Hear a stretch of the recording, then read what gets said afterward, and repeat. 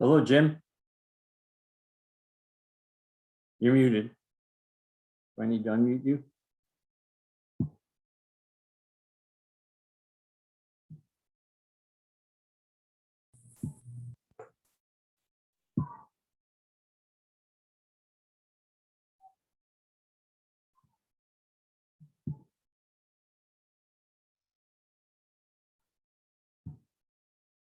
Oops, I lost Jim.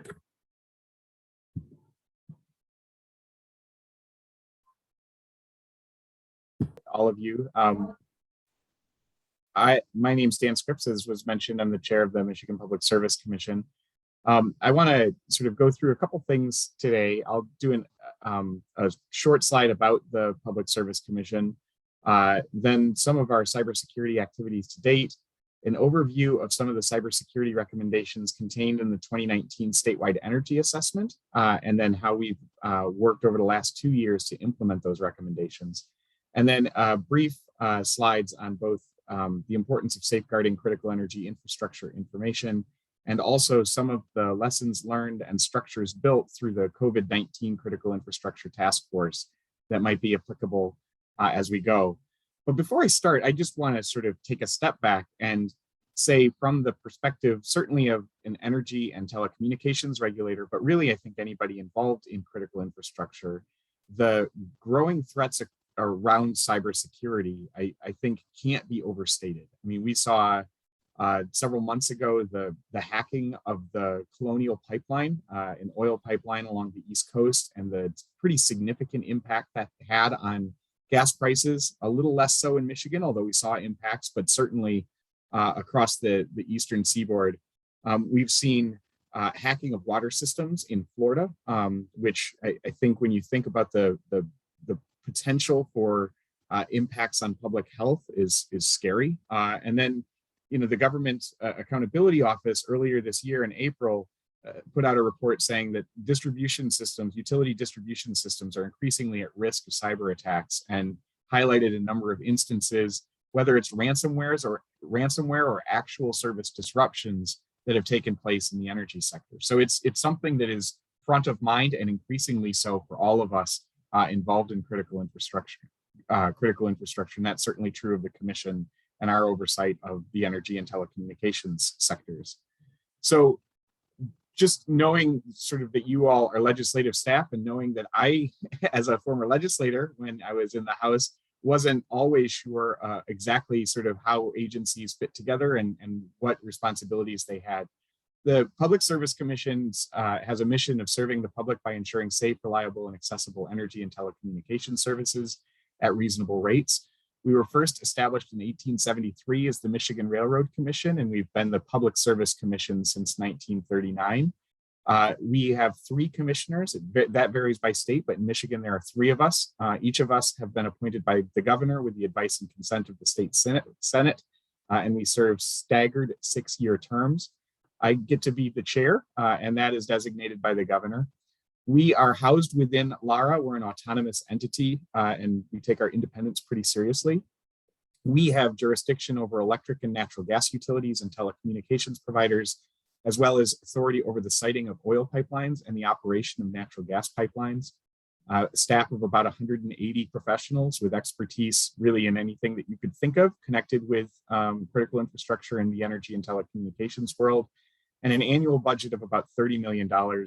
We're largely funded through public utility assessments, and then we also get some federal funds, typically no general fund, general purpose dollars, unless it's for sort of special things, and those are typically re-granted.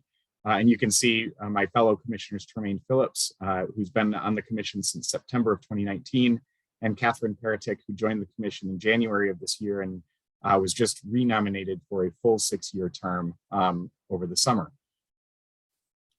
So in terms of how we have approached cybersecurity at the Commission, it goes back to 2012, where we really started by creating a docket on data collection, privacy, and cybersecurity. And it was really more on data collection and privacy than cybersecurity at that point, but a way for us to start asking the questions.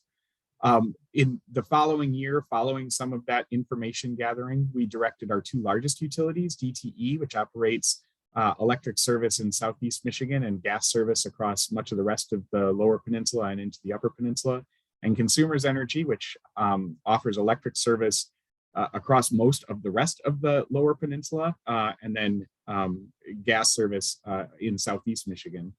But we directed them to file customer data privacy tariffs. Again, data privacy being the driver on this back sort of 8-10 years ago. But those also were to include cybersecurity elements. In 2015, as part of rate cases, we required DTE and consumers to start providing annual cyber reporting. And we received those first reports in 2016. And then in 2017, took the additional step to propose rules covering all MPSC regulated electric utilities. Katie will tell you, if I don't mention it, that we don't regulate municipal and cooperative utilities for rates and tariffs, but also for a number of other things, including cyber protocols. And so I want to be clear the limits of our jurisdiction. We adopted rules in 2018 that became effective in 2019 that required annual reporting and mandatory disclosure of certain events. I'll get into that in a bit. And then sort of over the last year and going forward, have extended those cyber rules to gas utilities. That process is complete. We're updating our electric standards to strengthen requirements and limit conflicts between the standards, and increasing data collection. So a fair amount of activity going on, and increasingly sort of, it started as sort of a general information gathering, really focused again on data privacy. And as we've learned, and as the threats have emerged, I think with increasing clarity, our focus has gotten much tighter around cybersecurity on a going forward basis. So just a quick overview of our cybersecurity rules. Again, these became effective in January 2019. They cover investor-owned and cooperative electric utilities, but not municipal electric utilities. We require reporting at least once a year, and we require that the utilities report to us if they've been subject to any interruption in the production, transmission, or distribution of electricity, if their systems have actually failed because of an attack, if they've been the subject of extortion, if there's been a denial of service, which typically involves sort of billing communications and the like of more than 12 hours. Any data breach is defined in Michigan statute, and then really sort of a catch-all, but anything else that the utility deems to be notable, unusual, or significant. And I know Jim can talk more in his presentation about how this looks from a utility perspective and what they do as they go through this. And then we also required planning, that the utilities have a plan that they share with us. And the descriptions here, I won't go through everything, but this is really sort of the cornerstone of our approach. The thing with cybersecurity is, if we went and tried to articulate what we wanted to see specifically, it would be out of date well before it was ever completed.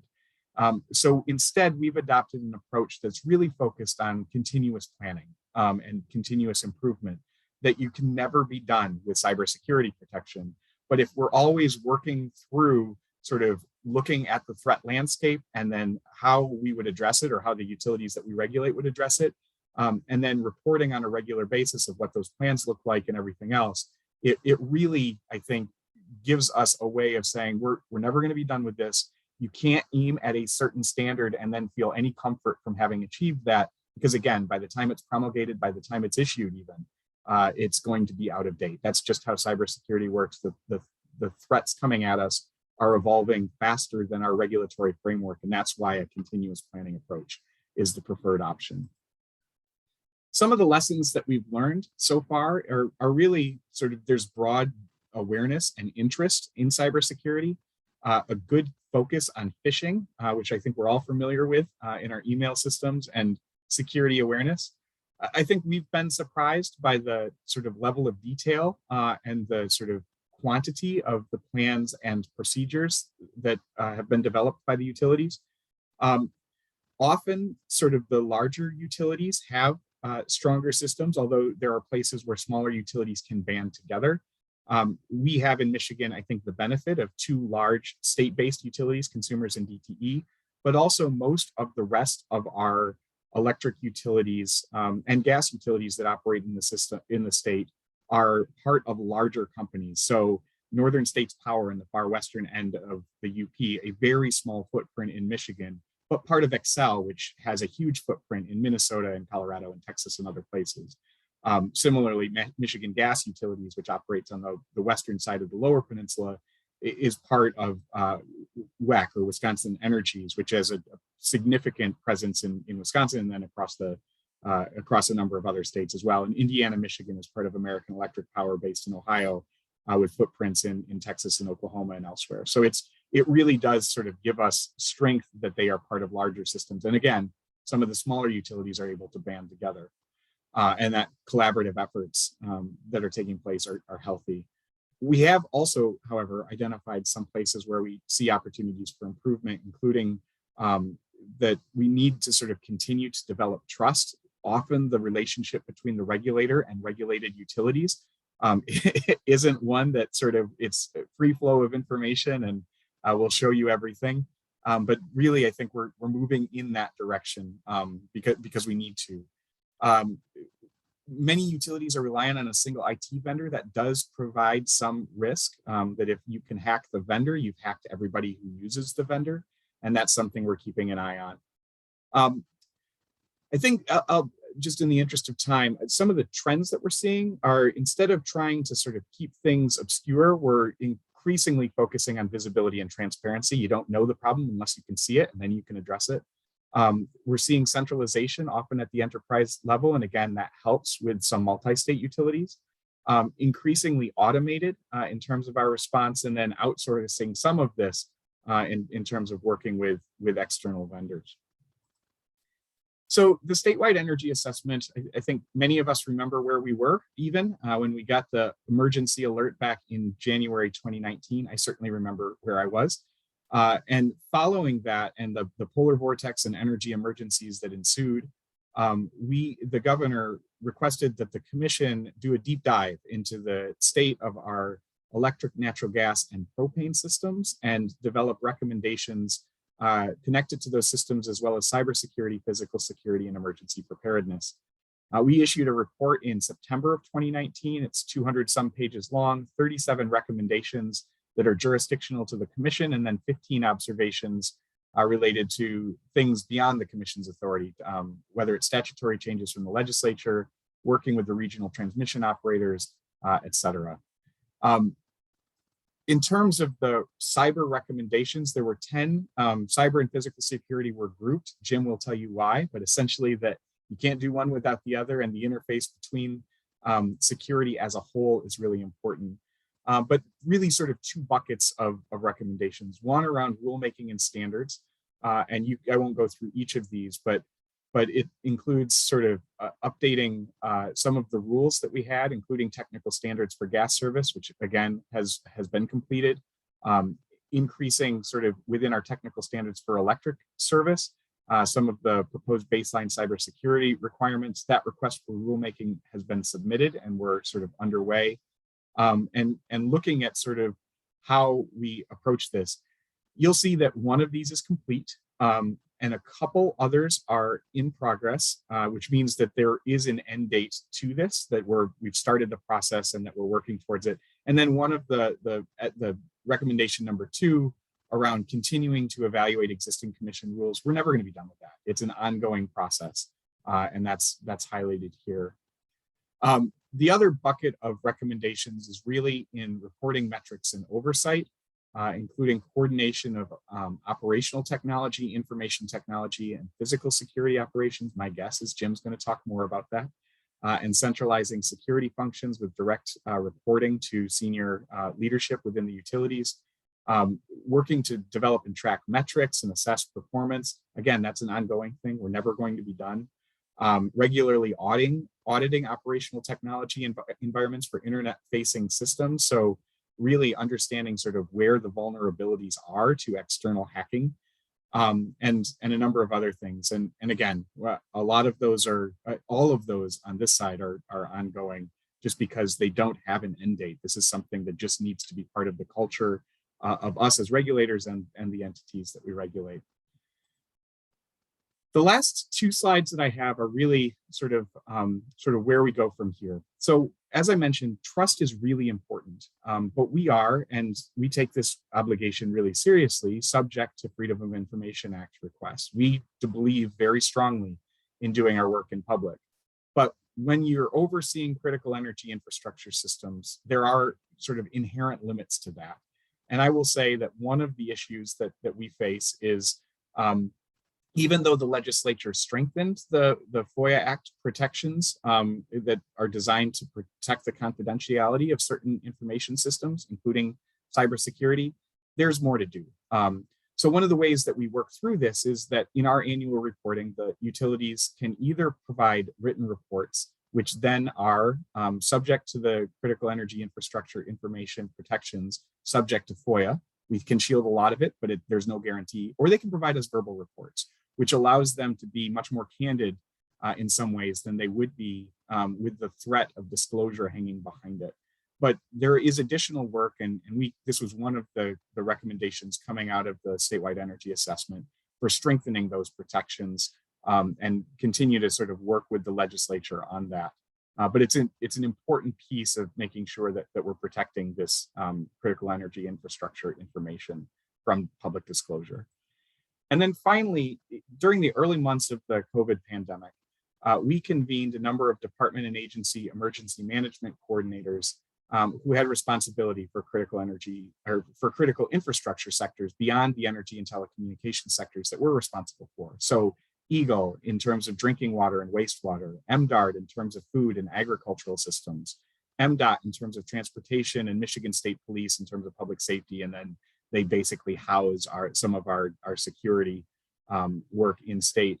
We held weekly calls just with state leads, and then separate weekly calls that involved existing or additional stakeholders from the private sector, local units of government, and sort of trade associations and the like. And this built on it and was in addition to some sector specific things. So MDARD has long sort of convened the food and agriculture sectors. We do the same in energy and in telecommunications. But really, I think the network that was built through that can be a way of sort of addressing some of these other cross-cutting issues that affect multiple agencies, multiple sectors, and critical infrastructure as a whole, including very much cybersecurity, and also be a way of assisting in developing strategies for leveraging any available federal funding targeted at cybersecurity that may be available in the future. So we've built the structure, we've built some of the relationships, and it was focused very much on making sure that critical infrastructure systems continue to operate through the threat of COVID. But I think we can use that same network and those relationships for cybersecurity and for other purposes connected to critical infrastructure. And with that, I think I'm a minute over, so I'm going to stop. And I will stop the share here. And I don't know if I'm turning it back to Arnold or if I turn it directly to Jim. I'll take it. I'll do an intermediary. Thank you, Dan. Greatly appreciate your perspective. I don't see any questions right now in the chat, so we will move on to our next speaker, Jim Beachy, who, as I said, is Head of Security for Consumers. Jim? Yeah, thanks, Arnold. Appreciate it. And thanks to everybody for joining and the opportunity to talk. Definitely we'll have some, I think, nice interplay there with Chair Scripps' presentation. He set up some of the conversations really well as far as how we think about these things and how we're structured. I decided to sort of just do more of a conversation today versus PowerPoint. Hopefully that works for folks, but open to feedback if you have any, and definitely open to questions. We try to be we definitely sort of on the leading edge of transparency around security issues. You'll see a lot of folks get really sort of tight vested, but I believe we've got to talk about these things. And frankly, the adversaries are sharing information, and we need to be as equally as transparent if we're going to sort of address these kinds of issues. So let's talk first and foremost about how we're structured and how we sort of see this issue. And it does play well with previous presentation. We decided several years ago to combine both physical and cybersecurity into a single organization that we just call security. So we're a combined function, and we very much are interdependent within that structure. So, for instance, I have a group that does regulatory compliance. They cover both cyber and physical. I have a team that builds capabilities from a security perspective. They build for both teams. But then at the same time, I certainly have your traditional subject matter experts who are, cyber forensic professionals or, former law enforcement working for us from a physical perspective to bring that subject matter expertise. But we really feel like bringing those two teams together under a single umbrella and is really the best structure for us. And frankly, we really feel like we're seeing more and more folks moving to that model. And then beyond that sort of security focus, we are not part of the IT organization. And that, cybersecurity, you're going to see sometimes it is, sometimes it isn't. We feel pretty strongly that it should be separate. And what it really allows us to do is to have really robust conversations about risk. So my peer who leads the IT organization, right, obviously trying to push new technology. What's the latest we can do? How can we drive innovation at the company? And I'm the one saying, okay, instead of saying no, I'm the one saying, well, how do we do that in a safe and secure way? And so those natural sort of polar opposite, kind of functions are well suited to be peers. And then if we need to have risk discussions and make some tough decisions, then we can involve other parties. But it allows us to have that kind of separation of duties, if you will, autonomy for the critical items that we need to talk through. So I feel really good about our structure, and it has served us well the last several years, and we definitely don't see any any of that changing. From sort of a governance standpoint, I report to a senior vice president who reports to CEO. So we definitely have, the right seat at the table, if you will. And then we are regularly at our company's board meetings doing presentations. And one of the really interesting things the company did about 5 years ago was we had the opportunity to bring on some new board members, and we brought in people with both very specific subject matter expertise in IT, but also in cybersecurity. So the woman on our board, Myrna Soto, who was formerly the chief information security officer at Comcast and has done a litany of work in the industry. So a really robust governance process. And frankly, people say, whoa, how's that from a security for you going to the board and knowing you have someone, kind of a peer? And frankly, it's great because I have an advocate and I have somebody who can sort of explain some of these challenging topics to other board members and help advocate for us when we need it. So that's kind of how we're structured. The other thing we're doing structurally in the next couple of years, and we've built the facility. We literally finished the facility, and the next day we all went home because of COVID. So we're a little bit, sad to have that happen. But we're building what we're calling a fusion center, and you'll hear that terminology used. But effectively, what we're doing is we're taking our cybersecurity operations and monitoring and our physical operations, and we're bringing them into one room effectively. And we're going to sort of intermingle those responsibilities, at least at the base level, right? At that first call level, you should be able to handle either kind of issue. At the same time, what that'll let us do is have more of a presence together and allow us to run incidents more effectively. We use the FEMA ICS system at the company for storms or any hazard, really. We do the same for cyber issues. And so that sort of facility will be the go-to place for anything security related at the company that needs to be addressed or handled. So we're really excited about standing that up. We're sort of starting to build the org structures and think about some hiring and those kinds of things as we move forward. So that's sort of a good picture of how we are structured. I guess moving forward, I can talk a little bit about sort of how we think about the threat right now, what we see in the world and in the environment. Effectively, what you're seeing in the news is exactly what we're seeing, meaning endless ransomware. I mean, ransomware has become by far the top threat. If folks aren't worried about looking at and working on this issue, then frankly, they're really missing the mark. We see on average, just in sort of phishing emails alone, we're getting about 1,000 a month that are very specific targeted ransomware attacks. So it is an endless sort of barrage, if you will, of attempts. And, candidly, people ask, well, why is that? And just candidly, they're making too much money. It's incredible the amount of money that these groups are making, and they're getting more and more sophisticated. And what's happened over the last few years is they've started targeting larger organizations. They sort of started with the small, medium-sized enterprises, or even really small business, sort of a pizza shop on the corner. And they've pivoted quite candidly to large, they call it big game hunting. They're going after the Fortune 500s because they've been able to secure some very large payouts. So what we've done, and you talk about one of the really important things around security is really the culture you have at the organization. And so what we've done around ransomware is really drawn some hard lines inside our company where we're going to do absolutely everything we can to never have to pay a ransom. And I fundamentally believe as an industry, we have to start taking that approach. Otherwise, this sort of epidemic is going to just continue and continue and continue. So when you take that kind of approach, it sort of forces you to make different decisions about how you can restore your systems, how you can be resilient. We like to use that word more nowadays, where we know attacks are going to happen. We know at times we're going to have tough days, but how do we make sure that we can either detect these things quickly, or if we can't, recover even faster? So a big focus at the company, obviously on preventing these things, detecting and responding to them, but also what are we doing about our recovery capability, and how can we recover really quickly?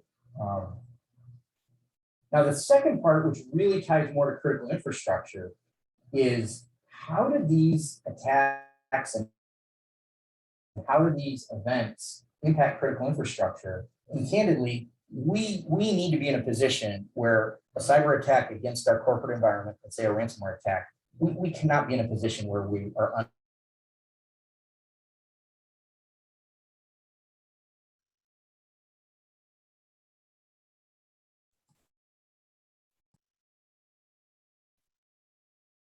Did we lose Jim? You may have.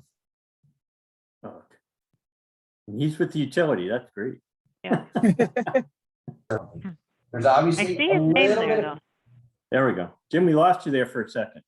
Oh, sorry. I was going, any idea where I stopped? Not sure. Just a couple minutes ago. Okay, so I guess where I was going to go is talking around how we separate the information technology systems from the operational technology systems. So OT meaning our gap.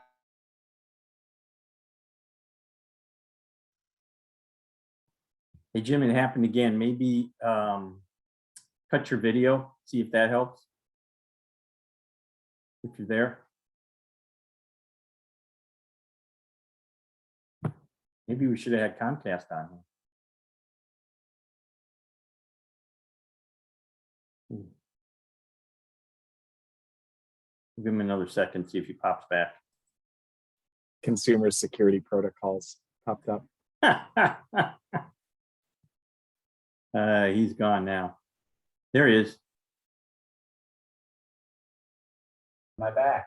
Yeah, you're back. Wow. You want to It's cut like your video? Maybe that'll. Well, yeah, I doubt it's bandwidth. Zoom literally just disappeared, but I will cut it. We'll try it. It was almost like Zoom upgraded or something.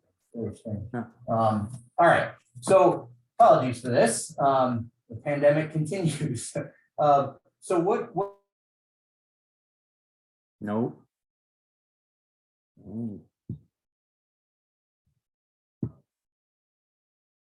Environment. We still have a.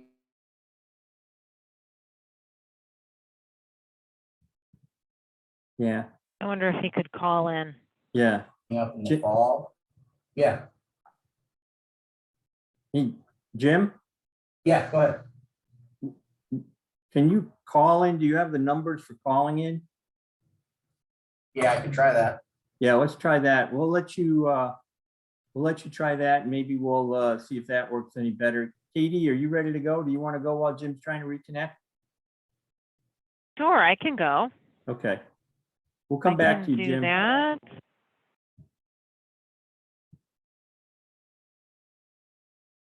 All right. Right screen.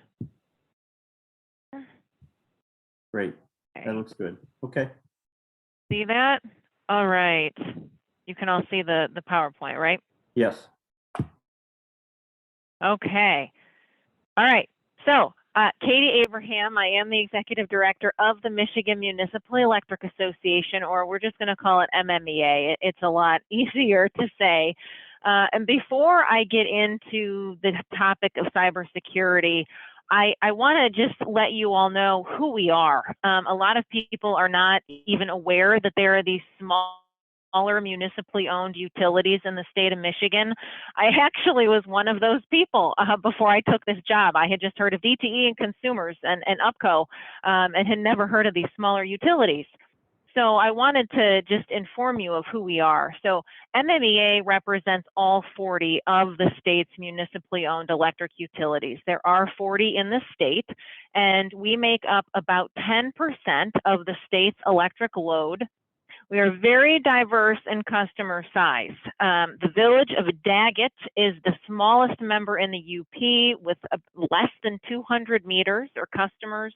And the Lansing Board of Water and Light is our largest customer with about 100,000. So incredibly diverse in size. We are nonprofit, we're community owned and operated, and as Chairman Scripps pointed out for me, we are not regulated by the Michigan Public Service Commission. We are regulated at the local level. So what I like to say is that I have 40 little mini MPSCs or commissions, you know, all over the state of Michigan. So we are regulated, but it is at the local level. You can see a map here so you can get a better sense of how we're represented geographically as well. So I have 12 in the Upper Peninsula, and the rest are all spread out throughout the lower. And you can see from some of these logos who some of the members are and familiarize yourselves with some of these. And honestly, I hadn't even heard of some of these cities before I took this job, and I've lived in Michigan my whole life. So very proud of our history. Many of my members have been in existence for over 100 years. So rich history there. I just want to give you a glimpse of public power overall. That's another term for these municipal electric utilities is public power. So there are about 2,000 across the United States, and we represent about 60% of the utilities in the country, but a smaller supply of the load, of course, and that makes sense if you think about it. DTE Consumers, very large utilities. They have very large service territories, cover most of the state. It takes a lot more of us. There are a lot more of us. We serve a much smaller and more condensed service territory. Now, getting to cybersecurity, as you heard Jim mention and the chairman, you know, we may be small, but we're not immune. The attacks are happening, and it's coming from all directions, the phishing, the viruses, password hacking. We are seeing this a lot. As you heard Chairman Scripps mention, these municipal attacks are happening. They are happening to my utilities. We had a big one a few years ago, kind of almost before cybersecurity was the big buzzword. We had a very large attack on one of our members. And since then, we've had some successful and some attempted attacks. Most of them have been caught, thankfully, and prevented. But I like to tell my members, you know, even though we're small, it's like a bank robber, right? The banks like to start, the robber's gonna start with the smallest one, practice, get better, and work their way up. So we are the smaller. They're looking at us. As Jim said, you know, they've already moved on to the bigger guys, but obviously it's happening to us, the smaller utilities as well. So it's very real. We take it very, very seriously.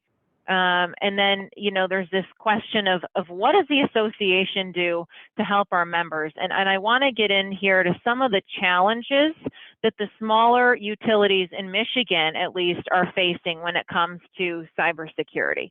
So the first challenge that I hear about all the time is the cost. The cost. It's very, very expensive. It's expensive for one of my utilities to do it in-house. and it's expensive for one of my utilities to get an outside vendor to provide cybersecurity. So cost. The second one would be staff, the time, anything that would go into an RFP. So most of my members cannot do cybersecurity in-house like consumers or DTE. So they are looking at that outside vendor to provide coverage. And then they say, well, Katie, we don't have the staff to issue an RFP. That takes a lot of time, a lot of effort. We can't. And it keeps getting pushed to the back burner because the other priorities are the things happening every day. And so that can pose a real challenge. The third is that many of my members are directly linked to their cities, their local cities. And so they don't have the authority on their own as the utility to decide what they want to do for cybersecurity. So it's up to them to convey to the city, hey, you have a utility, we need cybersecurity protection, even if you don't think you do. So that can also be a frustration. So all of these things are, you know, you come to MMEA and it's basically me and one other person. So we don't exactly have a staff to run a whole cybersecurity program for 40 utilities in the state either. So these are the challenges that we're dealing with as smaller utilities in the state of Michigan. However, we wanted to do something. So we got together, started thinking, what can we do to help our members overcome the costs in the RFP, started brainstorming. We started looking around at our other members, seeing what are our members currently doing. Our larger members, like I mentioned, a Holland, a Lansing, they have in-house programs, which are always preferable. Obviously, I think that's the ideal setup, but the majority cannot do that. So as we were investigating, we discovered that Zealand Board of Public Works had just issued an RFP, and this all happened early this year, late 2020. We found that Zealand had issued an RFP for cybersecurity, and were very willing to share that with the association. So we took a look at it, and they got a lot of results back, and there was a very clear winner, which was BitLift Cybersecurity. And this is by no means an advertisement for BitLift Cybersecurity. This is just, you know, what worked well for MMEA. And we reached out to BitLift, and they were happy to do a partnership with MMEA. And so we started looking at this partnership and what we could do to try to relieve some of those burdens for our members. And they were happy to do that with us. And I can get into a couple of those specifics here and what we created. But we do have Coldwater Board of Public Utilities using BitLift, as well as Zealand. Traverse City Light and Power is another member who is looking at this. And we continue to make the push with our other members to take a look at BitLift. And the partnership really is that MMEA has done the RFP work, thanks to one of our members as well, Zealand, who helped us. But this has relieved the RFP burden for some of the munis. You'll see in a couple coming slides, we were able to reduce the cost depending on how many of our members sign up. And what I particularly like about this is that the more of my members that I have on the same system, then if they see something on one system, BitLift, they are able to watch out for that and flag that on all of our municipal systems and be on alert. So I really like that partnership benefit and the value there. You can see it's a very comprehensive package that we're looking out for, because as you've heard others say, you know, everything's on the table with cybersecurity. We need to just continue to be very vigilant and aware of what's going on. Scalable pricing was one of the benefits of what BitLift was willing to offer us. So you can see here, you know, you've got annual base price because they have to install all the same infrastructure, no matter the size of the utility. But then depending on how many members we can get to sign up, that cost comes down on the price per user per month. And we liked this user per month model because it allows us to expand it to the city. So you can use it at all your city, you know, buildings as well. So this is a recent effort for us at MMEA, and we're still working on it. We're still pushing it. And one of the ways that we're doing that is through some of these other cybersecurity efforts. So I wanted to just touch on these here. You can see that coming up actually on the 16th, next week, we are having a cybersecurity information session and tabletop exercise with CISA. So they're going to come in and do about a half-hour presentation on Cybersecurity 101, and then they're going to do a tabletop exercise. And they ran me through some of that, and my jaw was on the floor. It was, you know, this happens. Well, now you've done this, now this is going to happen. And they're in your system, and then this happens. What are you going to do? And so it got me. So I said, we need to get this out to the membership. So that's one thing that we're doing. I know that they have a ton of other resources that we would love to take advantage of. So if this webinar goes well next week, I think we're going to do some more of those, get the word out. Thankfully, I was able to get it so it's citywide, not just utility specific when it comes to this training. So we've had really good turnout so far for this. So I'm optimistic that we're going to drive this message home to our members and to their respective cities. And then our fall conference is coming up the first week of October, and we're going to have a cybersecurity panel there as well, and have, again, CISA representative, and we have somebody from the Michigan State Police Cyber Command Center coming. And then we're going to have my members come up and share their own experiences and talk about how they've had incidents or attacks on their system, because we really just want to get this going and, you know, wake some of my members up. And I really want to emphasize here that it's not that my members and the utilities don't understand how important this is and that they don't want to do something. They do. They absolutely do. But like I said, that there are those challenges, funding. Hopefully, every time I go to the Hill in DC, I talk about grants or funding opportunities for the small municipals would really go a long way to help them get the protection that they need. So we just continue to bang on those drums and do everything that we can to help the smaller utilities in Michigan. And I'm happy to take any questions that you may have at the end. Thanks, Katie. Appreciate that. I do believe that Jim rejoined by phone. Let's see if I can pick him out here. And Jim, are you there? Yeah, can you hear me, Arnold? Yeah. Okay. Sorry about all that, folks. I'll just maybe spend the next sort of couple minutes finishing up, and then we can get to questions. I definitely want to make sure we leave some time for that. So I think as I was really focusing on the separation that we do between what we call the information technology and the operational technology environments, the OT being where gas and electric service is delivered. And really our big tenet there is to make sure that those systems can operate independently. We have dedicated systems for those operators. They don't have access to the internet. You'll hear a lot about IoT, right? That the internet is connecting everything these days. And we like to say that we want to take the I, meaning the internet, out of these devices, frankly, because that's where you can reduce a lot of your risk. So some really robust separation there. And then as we work into those systems as well, the sort of rigor around our security controls is greatly increased.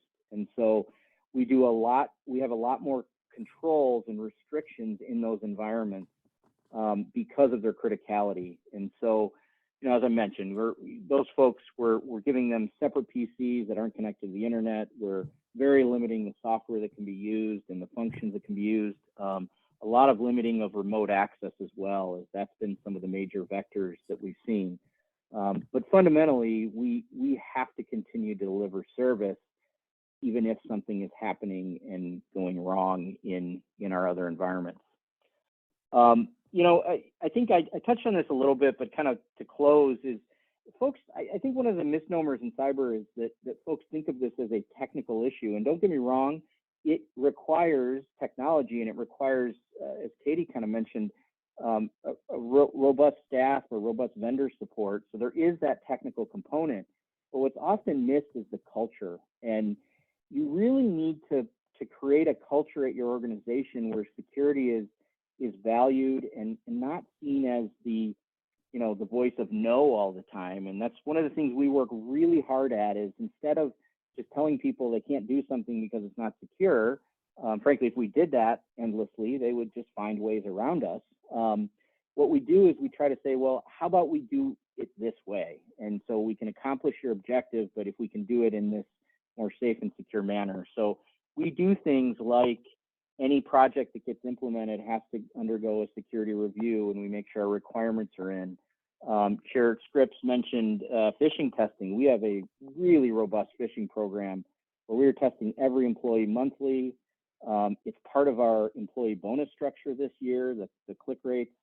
And candidly, we've been on a long journey here. We started, back in kind of 2011, 2012, and we're at 35-40% click rates, and we're down to the 2.5% on tough tests. These are not sort of always easy tests. So building that culture is the thing that I think a lot of folks sort of miss. And sometimes when it comes to policy and regulatory constructs, as the chairman mentioned, we want to build these constructs that still allow us to be agile and adapt and aren't overly prescriptive.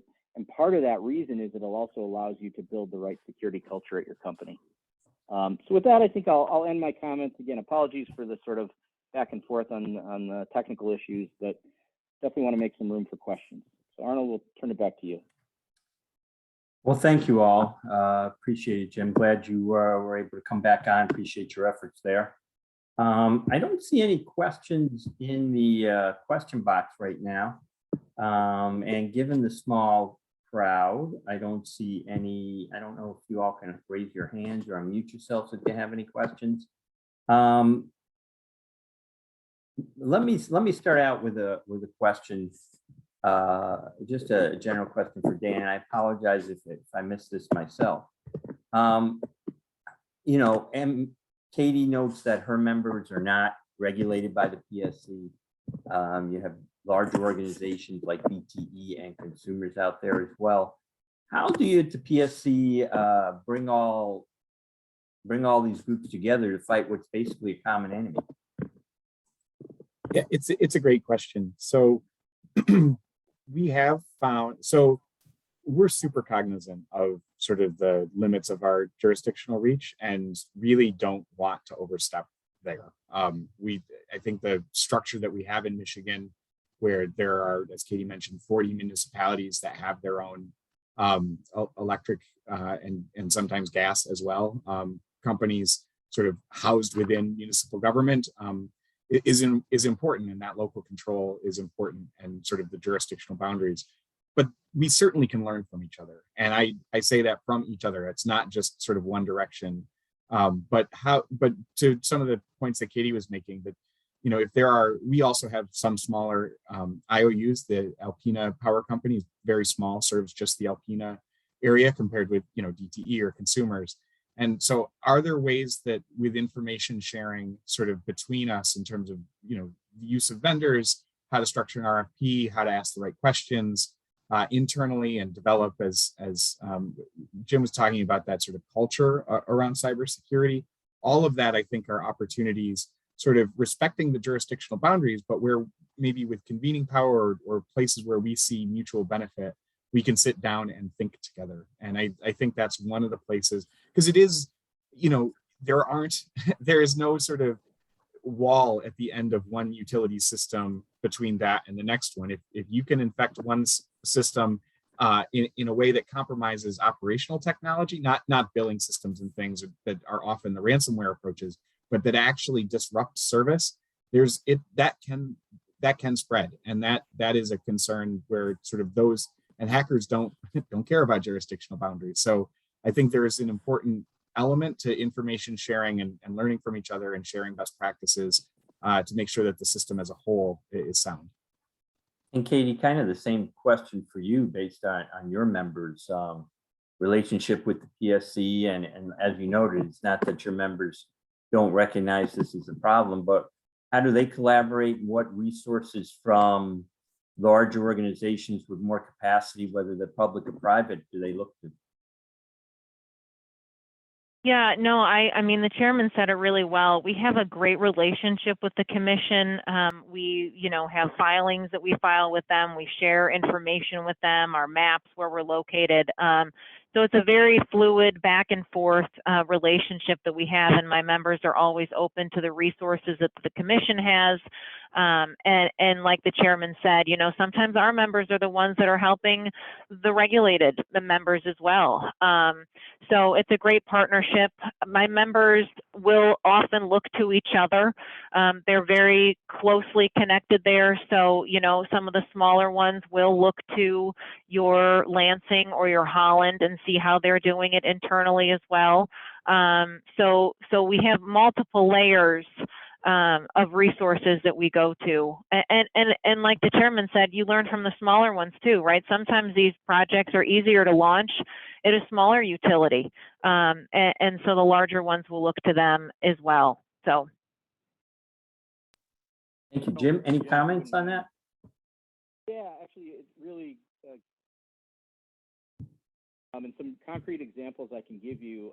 I'm actually working with another group of some small co-ops that reached out to some of Chair Scripps' staff and said, hey, would you make a connection with one of the larger companies? And so I'm going to speak at their upcoming conference. So there's that kind of thing actually happens pretty frequently.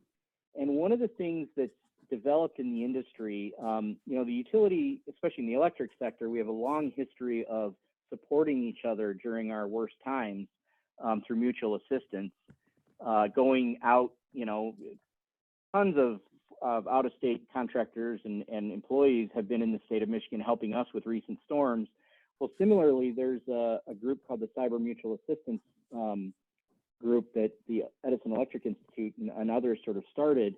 And so there's the ability for a utility of any size, small, large, or in the middle, to request formal assistance from other utilities as part of a sort of cyber response. And so there's a lot of, we've got the contractual issues in place and things like that, that we could then help others or solicit support from others.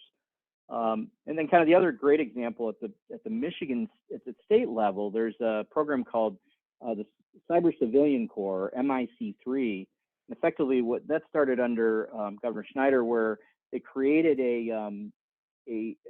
think of it as a volunteer firefighter force for cyber issues. So again, if a small business has an issue, there's a group of volunteers who do this work professionally that would come in and help support them. And then those folks get additional training and support to develop their careers. So there's really quite a robust sort of mechanisms for us to help each other.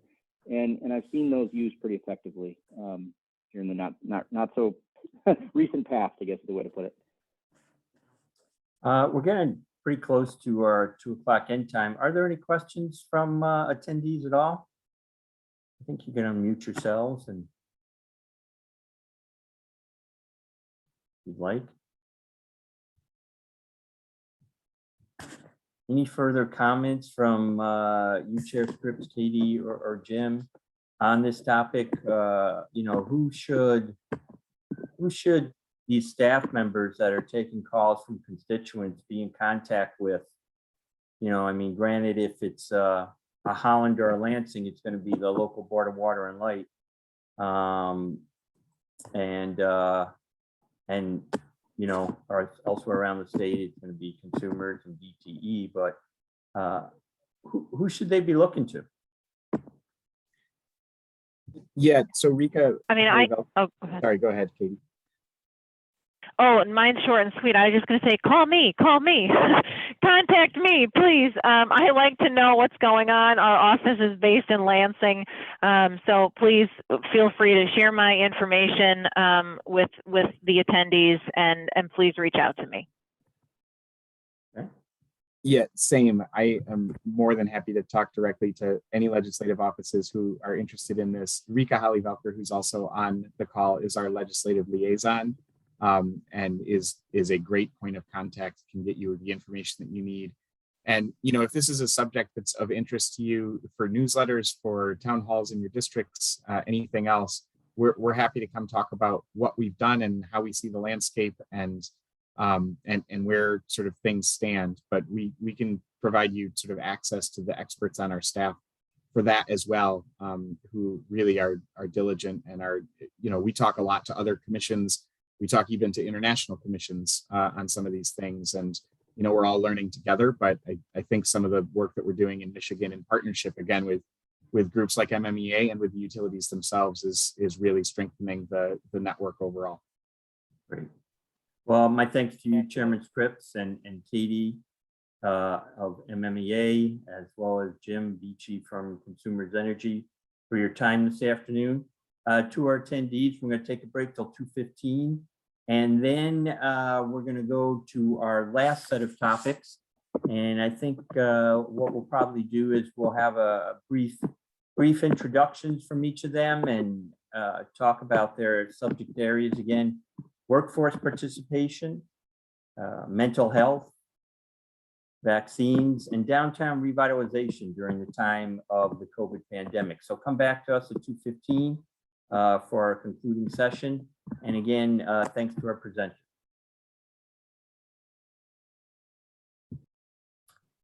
Well, my clock says 2:16, so I think we'll get restarted.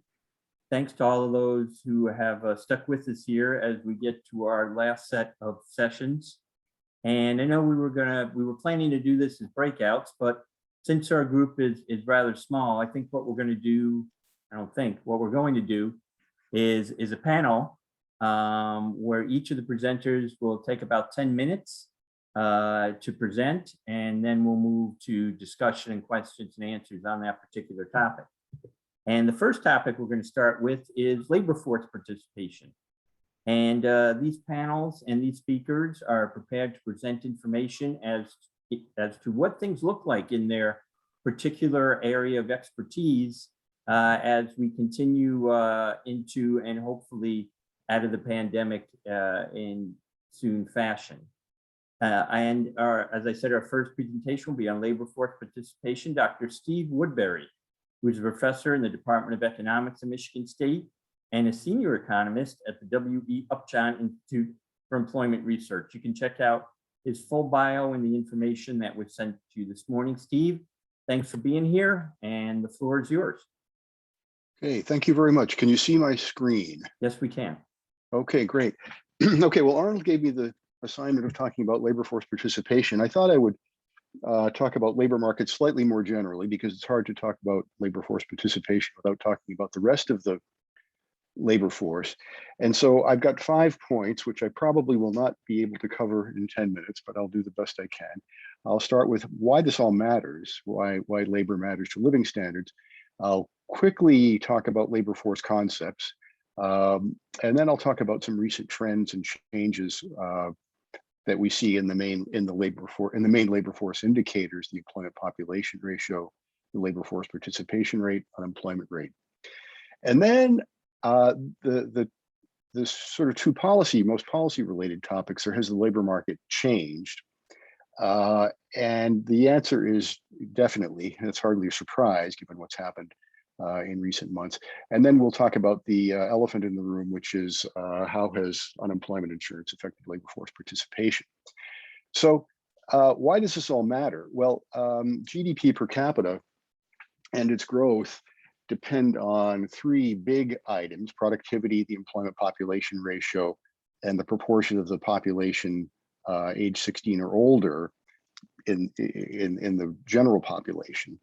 And the employment population ratio in turn can be broken down into a demand factor and a supply factor: the employed proportion of the labor force and the labor force participation rate. So an equation of this, I apologize, but this is my economics professor side coming up. But here's GDP per capita, and this is a very simple equation, actually. You can get a lot of mileage out. You can see that GDP per capita is just worker productivity, which is output per worker, the employment population ratio, which is employment over the working age population, and then the civilian labor force proportion, which is the working population over total. And then again, you can break down that employment population ratio into the proportion of the labor force that's employed and the labor force participation rate. Now, the point of all this is to make clear that the labor force participation rate really does matter to output and to living standards.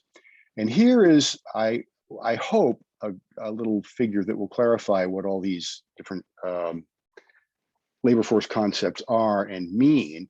The total population is this outer yellow rectangle. We've got about 335 million right now in the US.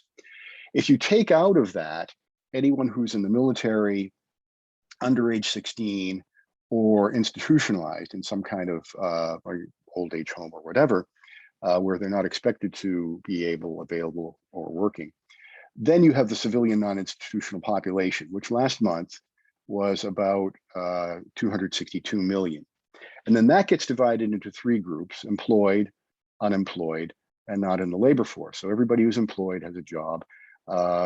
People who are unemployed, this is a specifically defined concept by the BLS. They have to be without a job, but also able, available, and searching for work.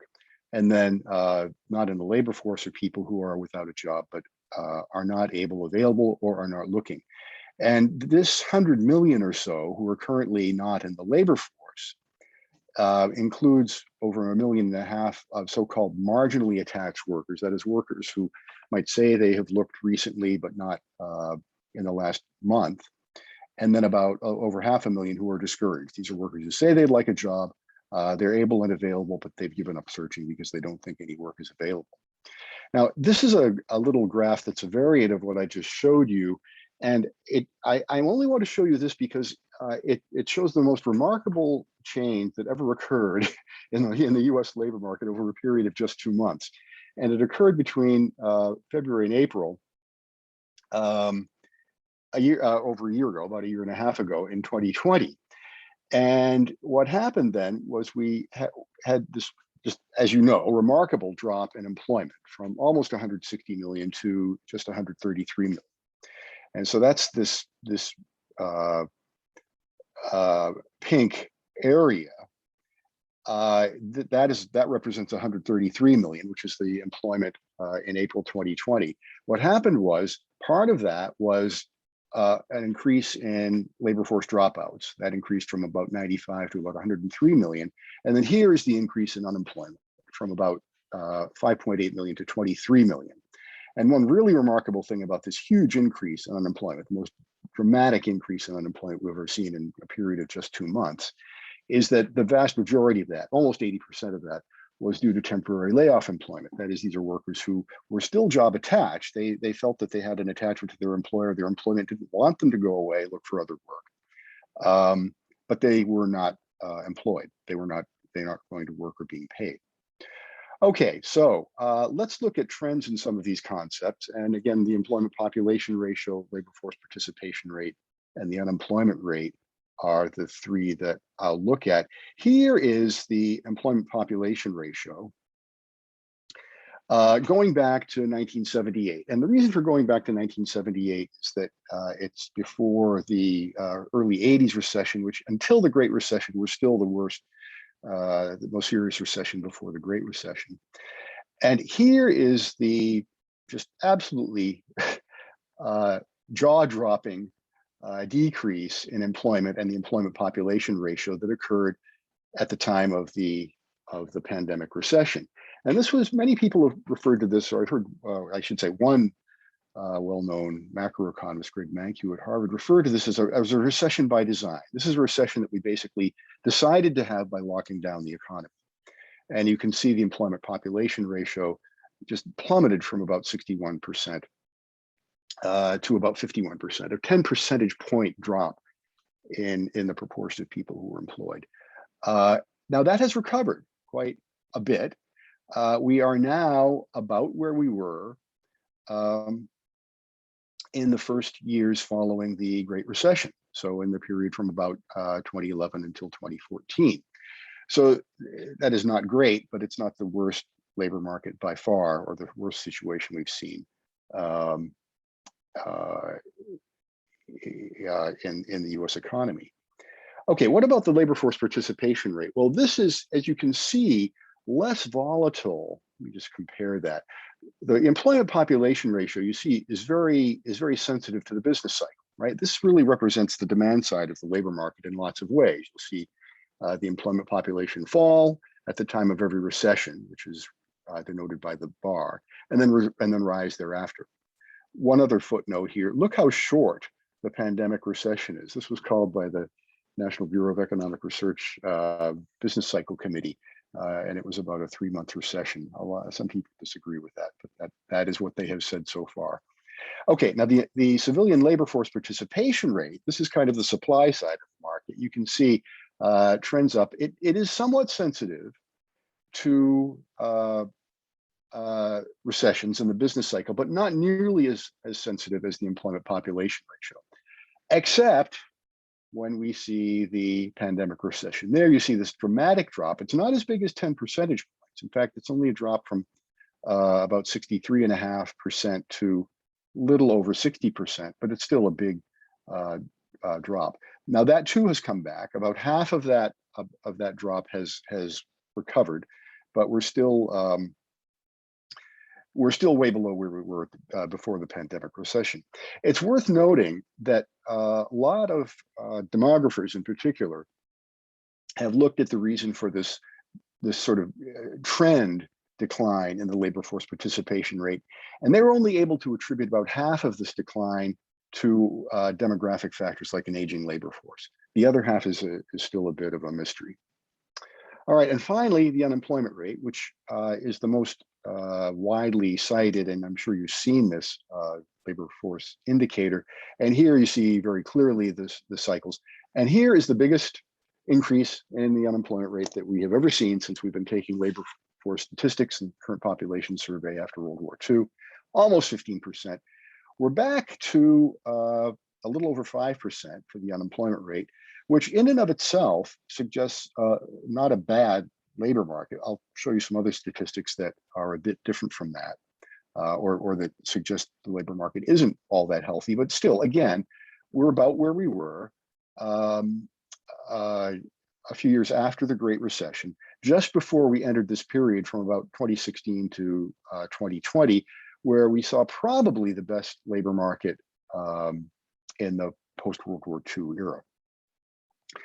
Okay, now this is one graph that I consider jaw-dropping. This is sort of a variant of the unemployment rate.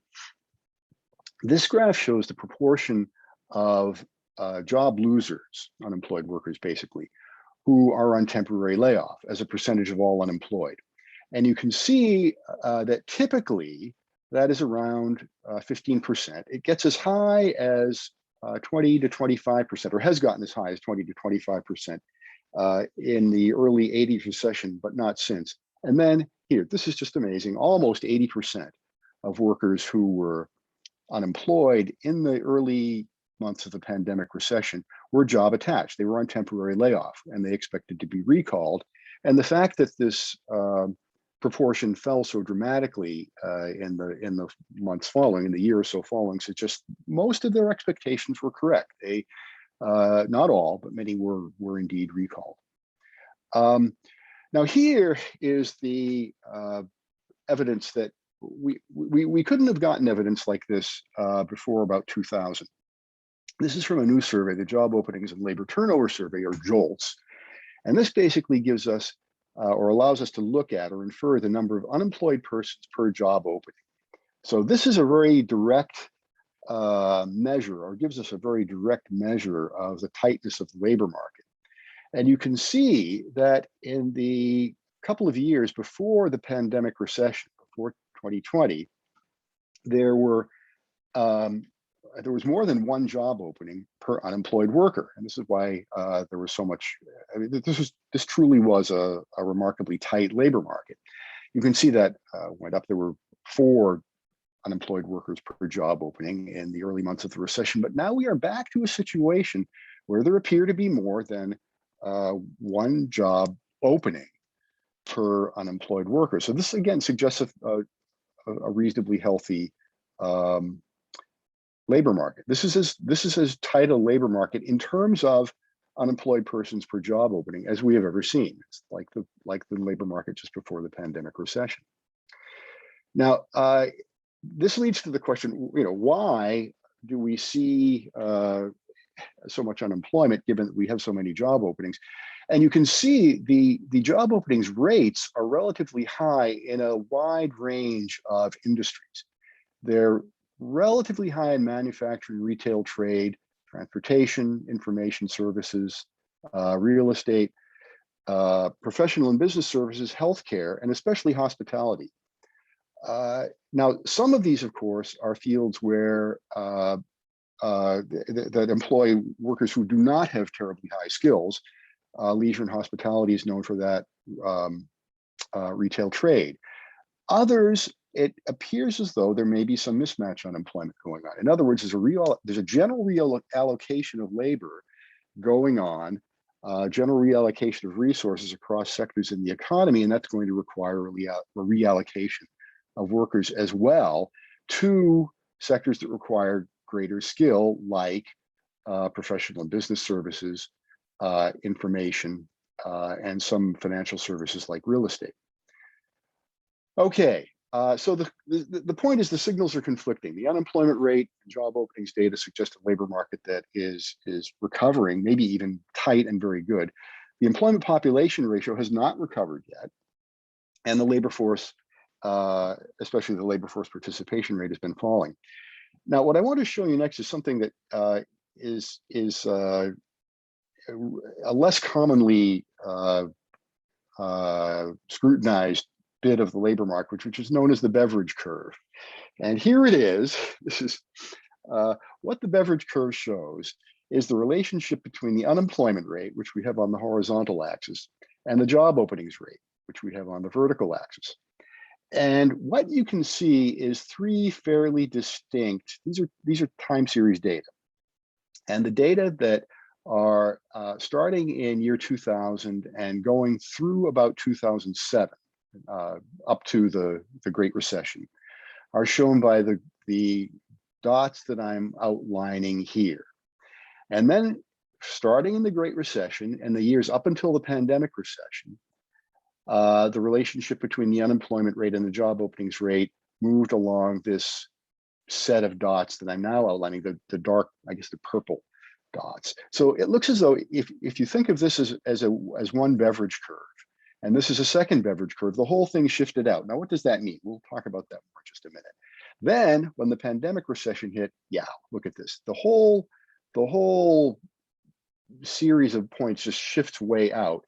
And so right now, this is the most recent point. Actually, there is one more dot, but this is for June. We've got a job openings rate of about 6.5, an unemployment rate of 6. So we've got, again, more job openings than we do unemployed workers. Generally, the farther out these beverage curves are, the less efficient we think of the market as being. In other words, we're way out here. We've got 6.5% job openings rate, 6% unemployed workers, 6% unemployment rate. What's going on? Why aren't we able to better match our unemployed workers with these job openings? Back in the years up to the Great Recession, you would see a job openings rate of, say, 3, when you would have an unemployment rate of 4.5. So we were doing a better job in some sense of matching workers to jobs. So something is going on here. The labor market is not matching these workers clearly not matching these workers to the jobs. I want to show you one more thing. I've added a red line to this graph, and this is the line along which the job openings equal unemployment. So any point to the northwest of this is a point representing more job openings than unemployed workers. Any point to the right, more unemployed workers than job openings. And you can see it's very rare. There's only this period of time. This was in the 3 years preceding the pandemic recession, and now, just a couple of months now, where we've actually seen more job openings than unemployed workers. But you can see we were doing a much better job of matching those unemployed workers to jobs back before the pandemic recession. Okay, so I have said all this, so I will move onward. And I'm already over time, aren't I, Arnold? Shall I just Yes, wrap you are. up very quickly? Go ahead. Okay. All right. Now the reasons for this, let me just say a couple of things about the reasons for this beverage curve shifting out. And I think the thing, first of all, notice this, it shifted out even before the pandemic recession, and those reasons are being debated. What about the more recent shift? Well, there are three possibilities. The matching of unemployed workers to job vacancies has become massively inefficient. The lockdowns and the uncertainty kept workers out of the labor market, structural change, that reallocation that I talked about earlier. And finally, the extended and topped up unemployment insurance benefits. And I'll stop there. And if you want me to come back and talk about the topped up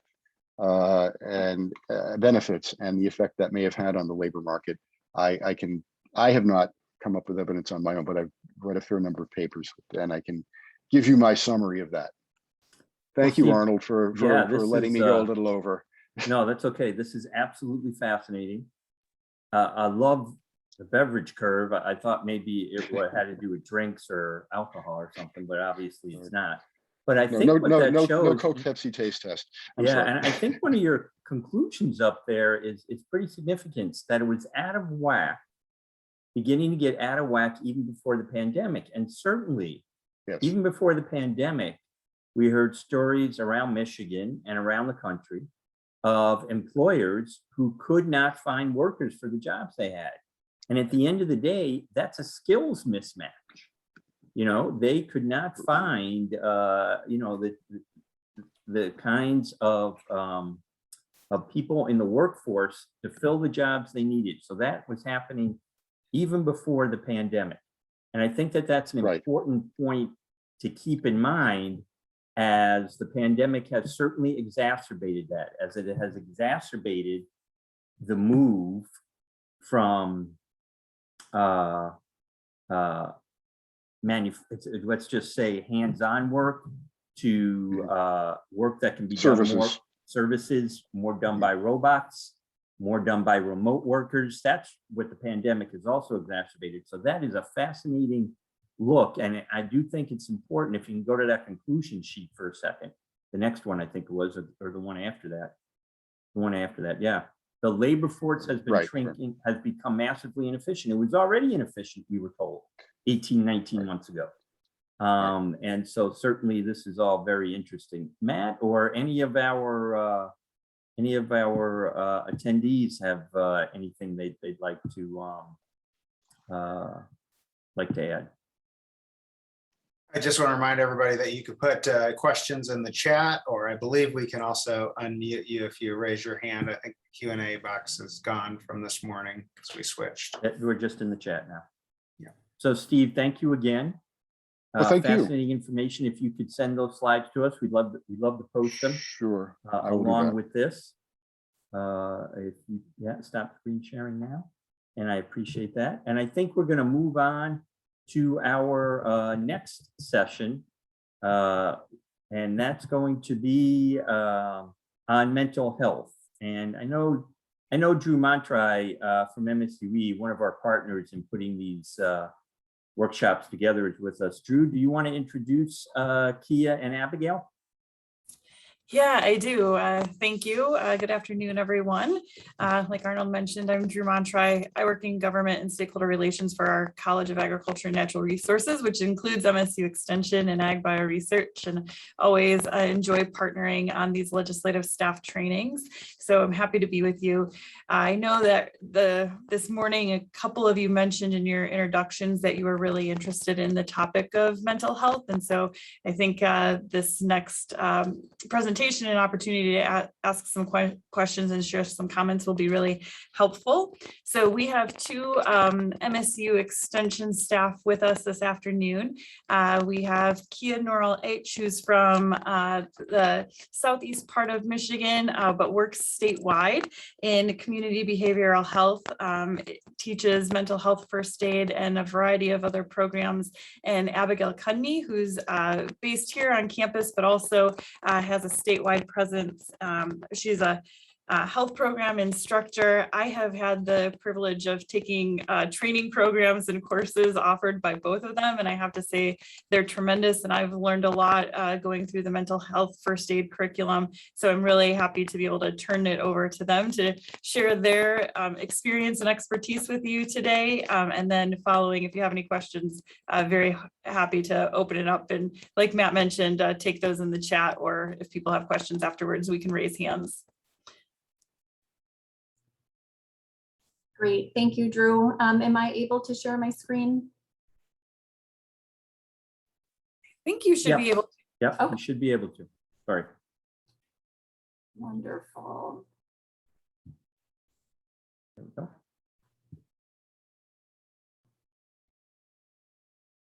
And are you able to see my slides in presentation mode?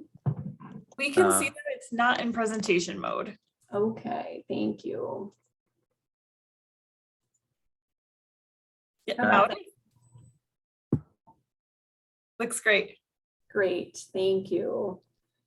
So good afternoon, everyone. My name is Abigail Cudney, and like Drew said, I am a health program instructor for Michigan State University Extension. And I do teach on a variety of workshops, presentations on different topics such as trauma and ACEs, chronic pain, mental health, and substance misuse prevention. As stated, I am located here on campus in East Lansing.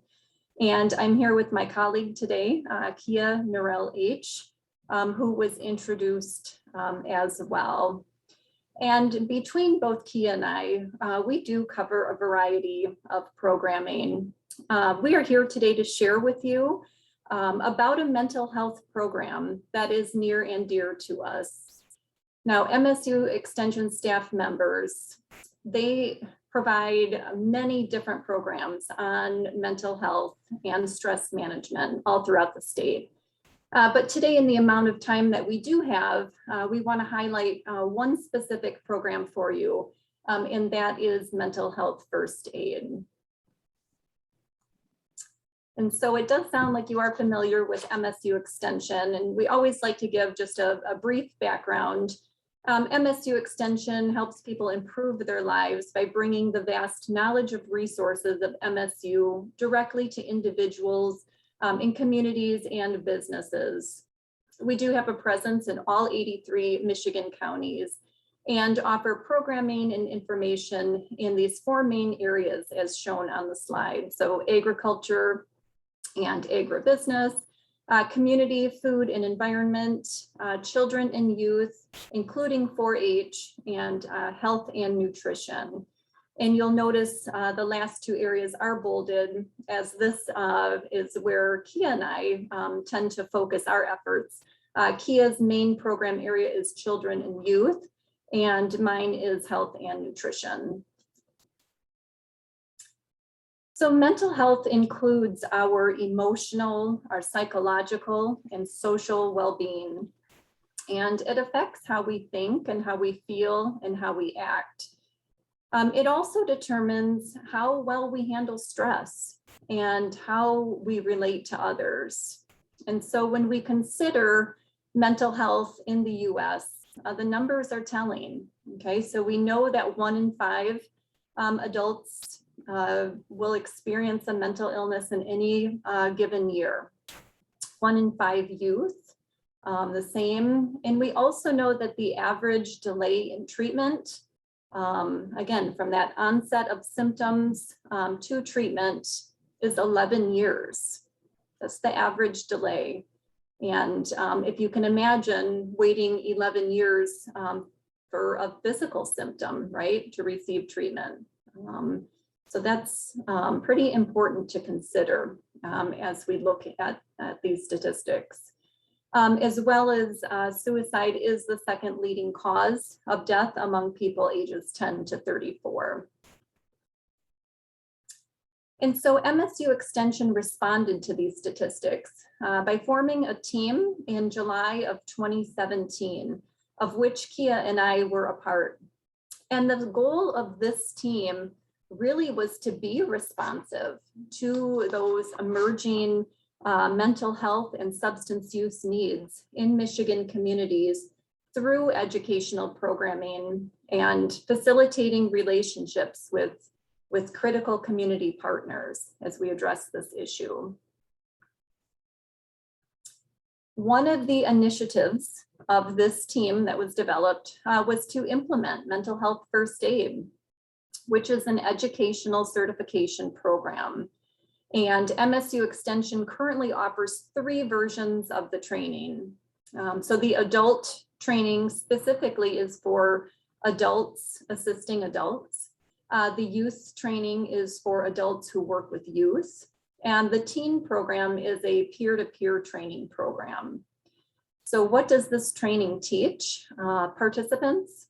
It teaches risk factors and warning signs of mental health and substance use problems.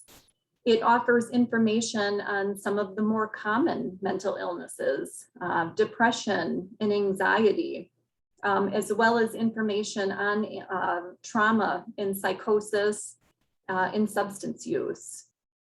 Participants leave the training with a 5-step action plan to be able to help someone who's developing a mental health problem or is in crisis.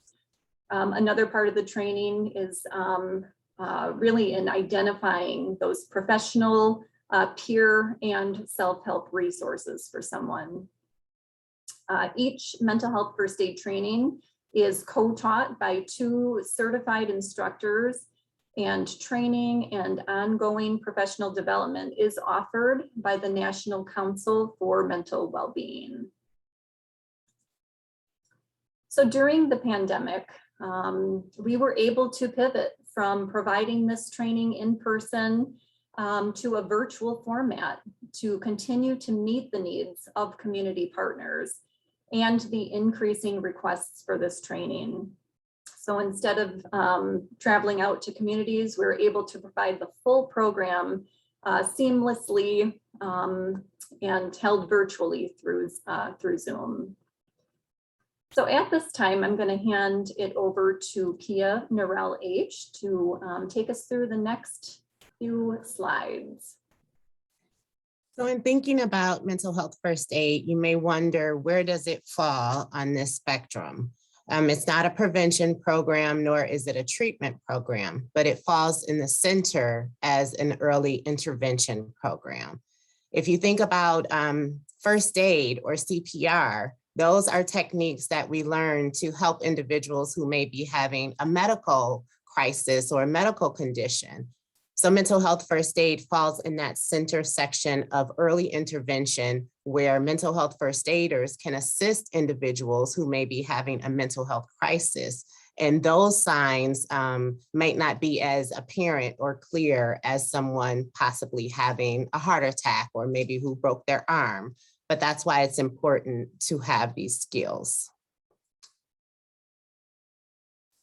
So as Abigail mentioned, in 2017, our team was formed, and since then we have expanded greatly.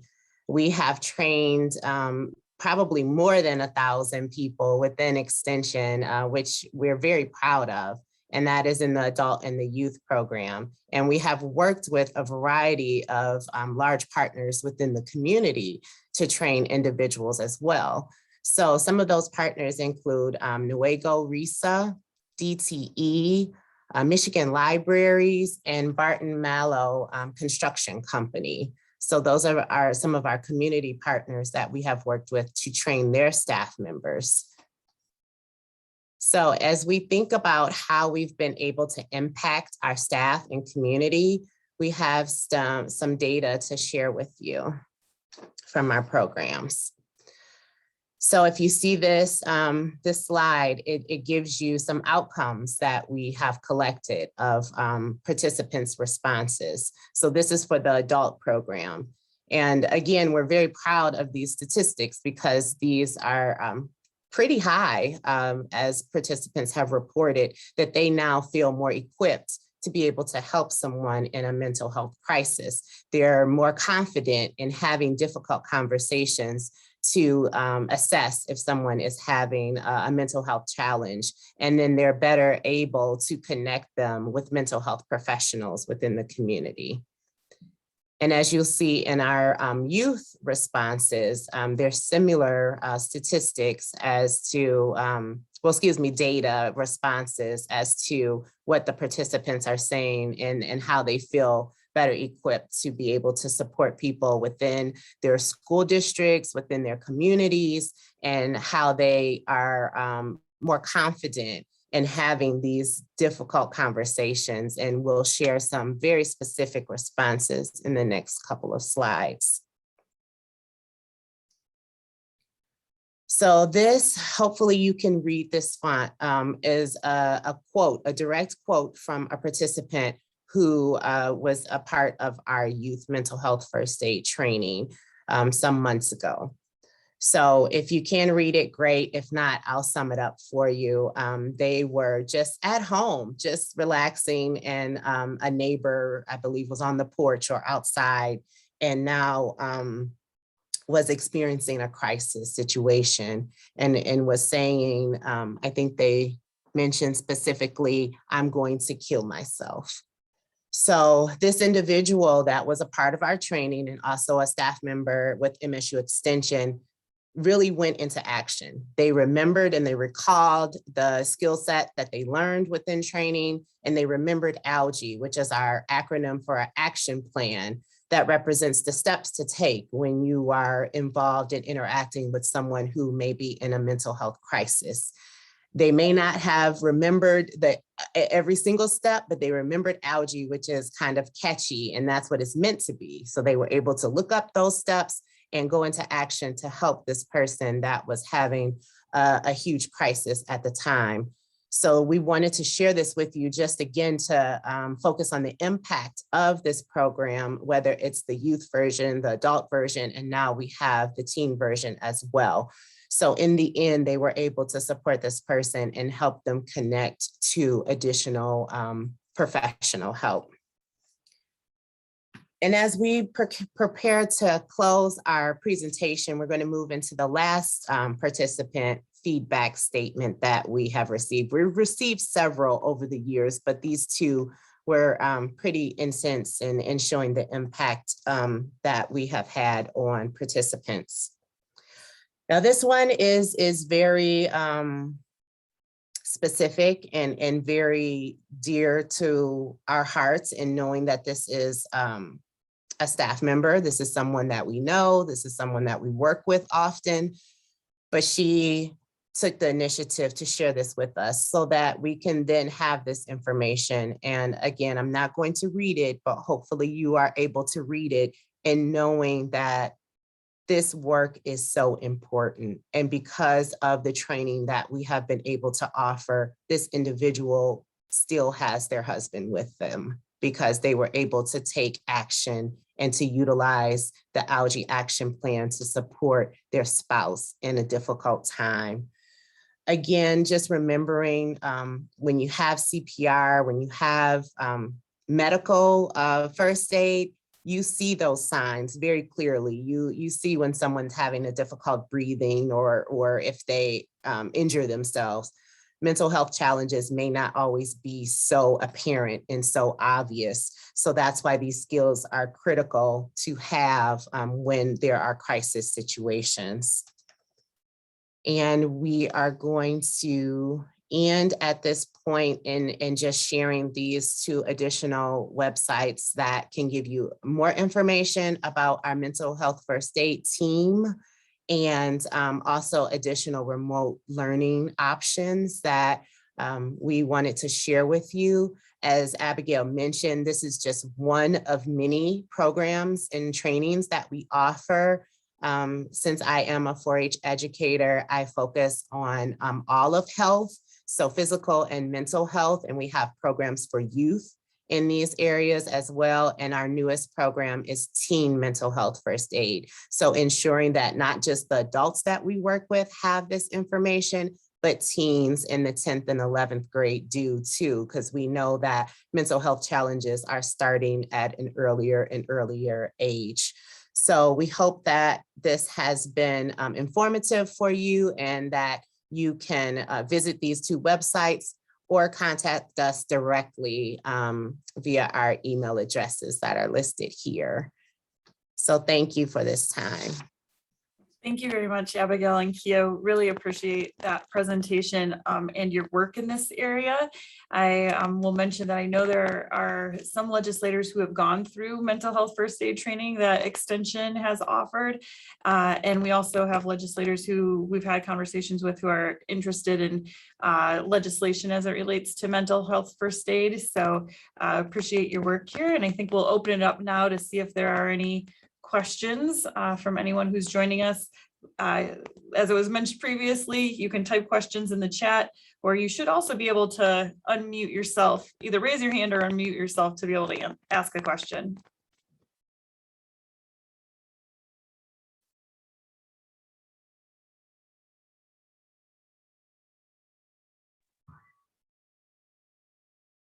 So Drew, this is Arnold, and perhaps I missed this, and I apologize if I do. Given that these are legislative staffers, it's, I always think it's important for them to know what resources are on the ground in their districts. And again, I apologize if I missed this, but can Abigail or Kia, can you talk for a moment about, if I'm in a legislative office, how do I know what services in this particular area Extension may have in my district?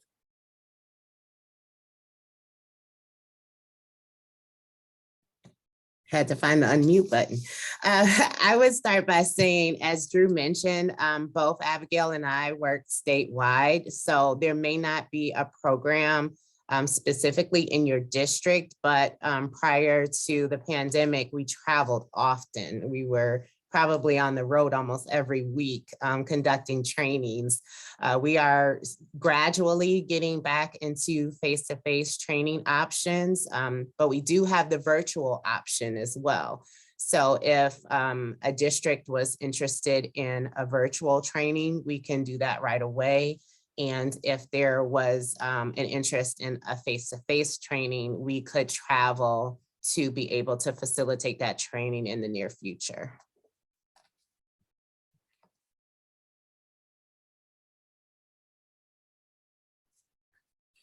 Great. Any other questions or comments on this topic?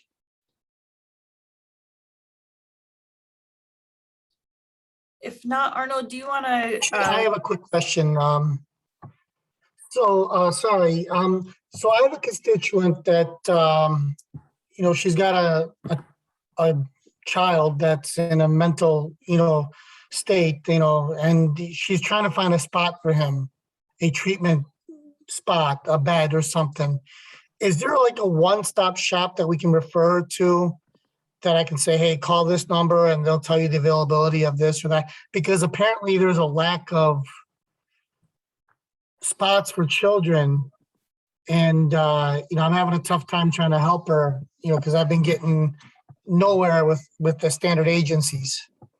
Any assistance, any guidance would be really appreciated.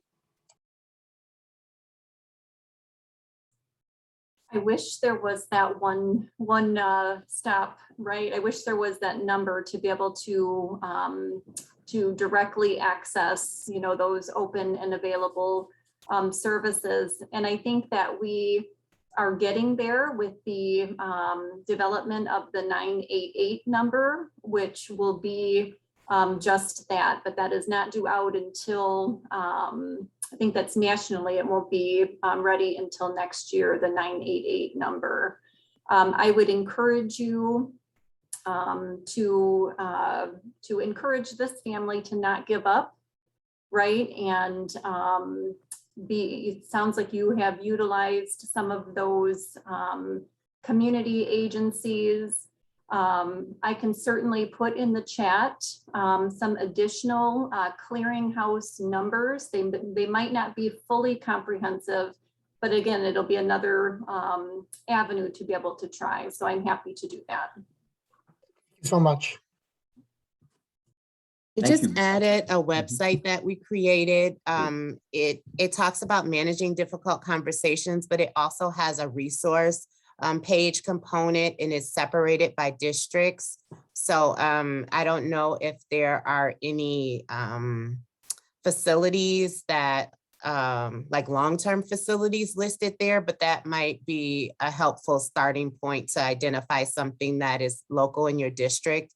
And if you haven't already contacted one that's listed, maybe you can utilize that list. Super. Thank you so much, Abigail and Kia, for that informative presentation. Drew, do you want to now introduce Dr. Dawn Contreras?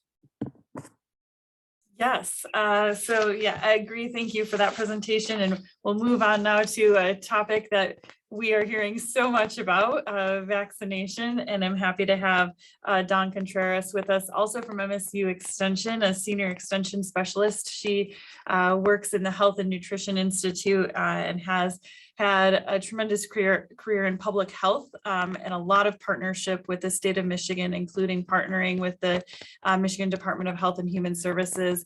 She's providing leadership as it relates to vaccine education, and I'm happy to introduce Dawn and turn it over to you now. Thank you, Drew. It's a pleasure to be here and to talk about vaccine education. I'm going to be focusing on two projects today that's related to vaccine education. One that we've had going for a really long time, and one that's just getting up and started that we could use any input in as we mold it and go forward. So the first program that I want to talk with you a little bit about today is our Physician Peer Education Project on immunizations. That project, similar to the other one, is a partnership between the Michigan Department of Health and Human Services Division of Immunizations and Michigan State University Extension. This collaborative partnership started in 1994 when Michigan's childhood immunization rates were the lowest in the nation. At that time, the childhood immunization rates for children ages 19 to 36 months was 61%. Now, over the years, Michigan's rate has increased to right around about the nation's average, which is about 75%. However, since the start of the pandemic, rates have fallen to below 70% in more than half of the state. And in some areas of our state, immunization rates have fallen to below 60%. This is an alarming number of children that are vulnerable to potentially serious and preventable diseases. So one purpose of the Physician Peer Education Project on immunizations is to ensure that healthcare providers have the knowledge, the skills, and the tools needed to help their patients make really informed choices and decisions about how to best protect themselves and their family from these vaccine preventable diseases. So through this project, the Physician Peer Education Project on immunizations, healthcare providers participate in a 1-hour CME-based educational session that's taught by practicing physicians.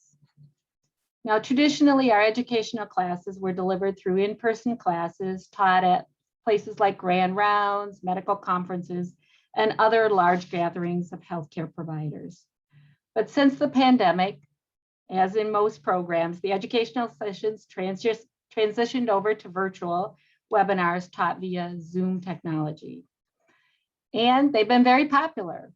Between October 1st, 2020 and September 1st, just recently, 2021, we've been able to reach over 6,500 healthcare providers with immunization education through 40 different Zoom sessions.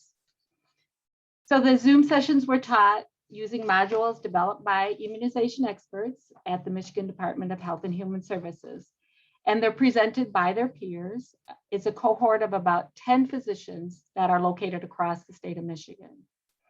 So our educational session topics include things like pediatric immunizations, immunizations for family medicine clinics, adult immunizations, immunization updates for OBGYN offices, vaccinating with confidence, healthcare personnel recommendations, and influenza immunizations. All in all, we have about 8 different modules.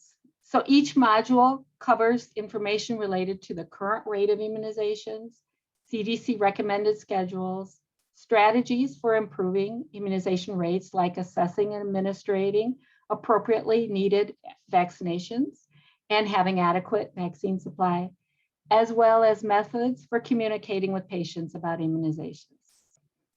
So our most recent webinar was held just the other day, September 1st, and reached 835 healthcare providers in it. During the webinar, participants were given an educational review of the most current immunization recommendations for the new influenza vaccine. We also have a really large conference coming up on October 13th and 14th, where we anticipate approximately 1,200 healthcare providers attending based upon previous year's attendance. And that audience will include folks like doctors, physician assistants, nurses, nurse practitioners, medical assistants, pharmacists, and other medical professionals. So this year has been a little different. So in addition to the normal routine immunization education, over the last year, the Physician Peer Education Project on Immunizations was able to partner with DHHS to help coordinate some COVID-19 specific webinars. During the ever-changing and evolving COVID-19 vaccine situation, the past year has shown an extremely high need for quick and thorough communication with healthcare providers. So our project was pleased to be able to assist with several different webinars that dealt with information about the various COVID-19 vaccines, ways to acquire these vaccines, how to store them. And these webinars reached anywhere between 800 to 1,000 healthcare providers for every webinar. So the distinct roles each entity plays within this partnership has helped to contribute to its success since 1994. The project has been running continuously since its inception, and MSU Extension's role has been to promote, organize, facilitate, and evaluate the educational sessions. MDHHS's role is to keep all of the modules up to date at all times. They serve as the content expert for all questions and answers, and they're the fiduciary for these projects. We work together to make sure that the healthcare providers and ultimately the people of Michigan get their needs met in terms of vaccine education. Healthcare providers who are well equipped to help their patients make informed decisions about how to protect the health of themselves and their loved ones will truly be able to meet the vaccine education needs of Michigan residents. So the second project I'd like to tell you about is a brand new project, and it also is a collaboration between MSU Extension and the Michigan Department of Health and Human Services. And that project is a rural youth and family immunization education program. So within that program, MSU Extension will work with MDHHS to encourage rural youth and families to talk with their healthcare providers about their vaccine status and any vaccines they may need to remain healthy.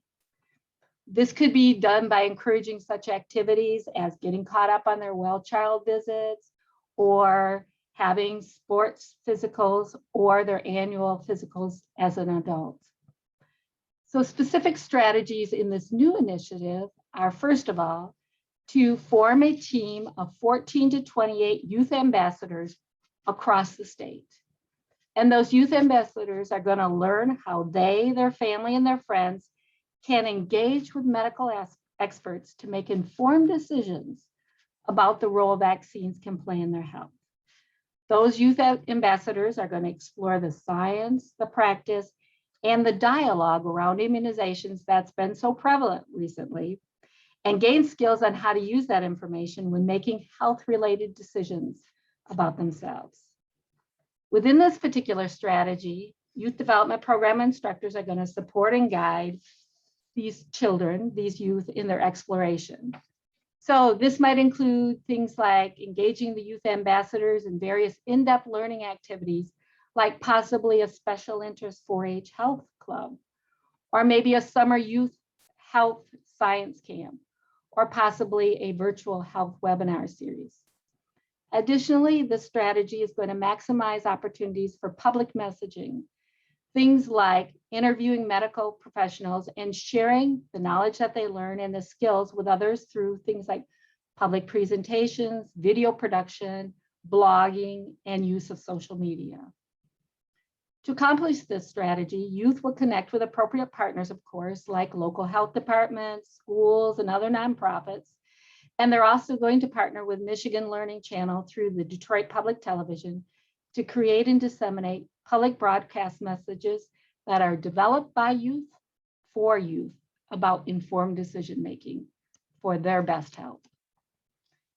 Second strategy of this new initiative is going to use existing statewide and county level networks to reach rural families, households, and farms with educational material designed to assist with health-related decision-making. So very similar to the youth strategy, the rural farm and family effort will use various dissemination methods to increase awareness and understanding of the need to talk with their healthcare team so that they too can make informed decisions on any vaccines they may need to stay healthy. This family-focused strategy will involve all levels of decision makers in the family, including parent and caregiver decision makers, as well as individual family members seeking to make personal choices, wise personal choices about their health. So the Physician Peer Education Project on Immunizations and our new rural youth and family immunization education program are really complementary to each other. They facilitate the creation of a teamwork approach to health among healthcare providers and patients. In one of the projects, the Rural Youth and Family Project, they are encouraged to talk with their healthcare providers. And in the other project, the healthcare providers are equipped to have those conversations with their patients to be able to answer their patients' questions and help them make optimal decisions for themselves. So that's just an overview of those new projects, and I'd be glad to entertain any questions that you might have. Thank you so much, Dawn. Really appreciate that overview and the way that MSU Extension is engaging in this space. I know that vaccines are the topic of many questions. I'm sure that constituents have questions about those as well. So we're happy to open that up if anyone has any questions to be able to share those in the chat or unmute your lines and feel free to ask. Thank you.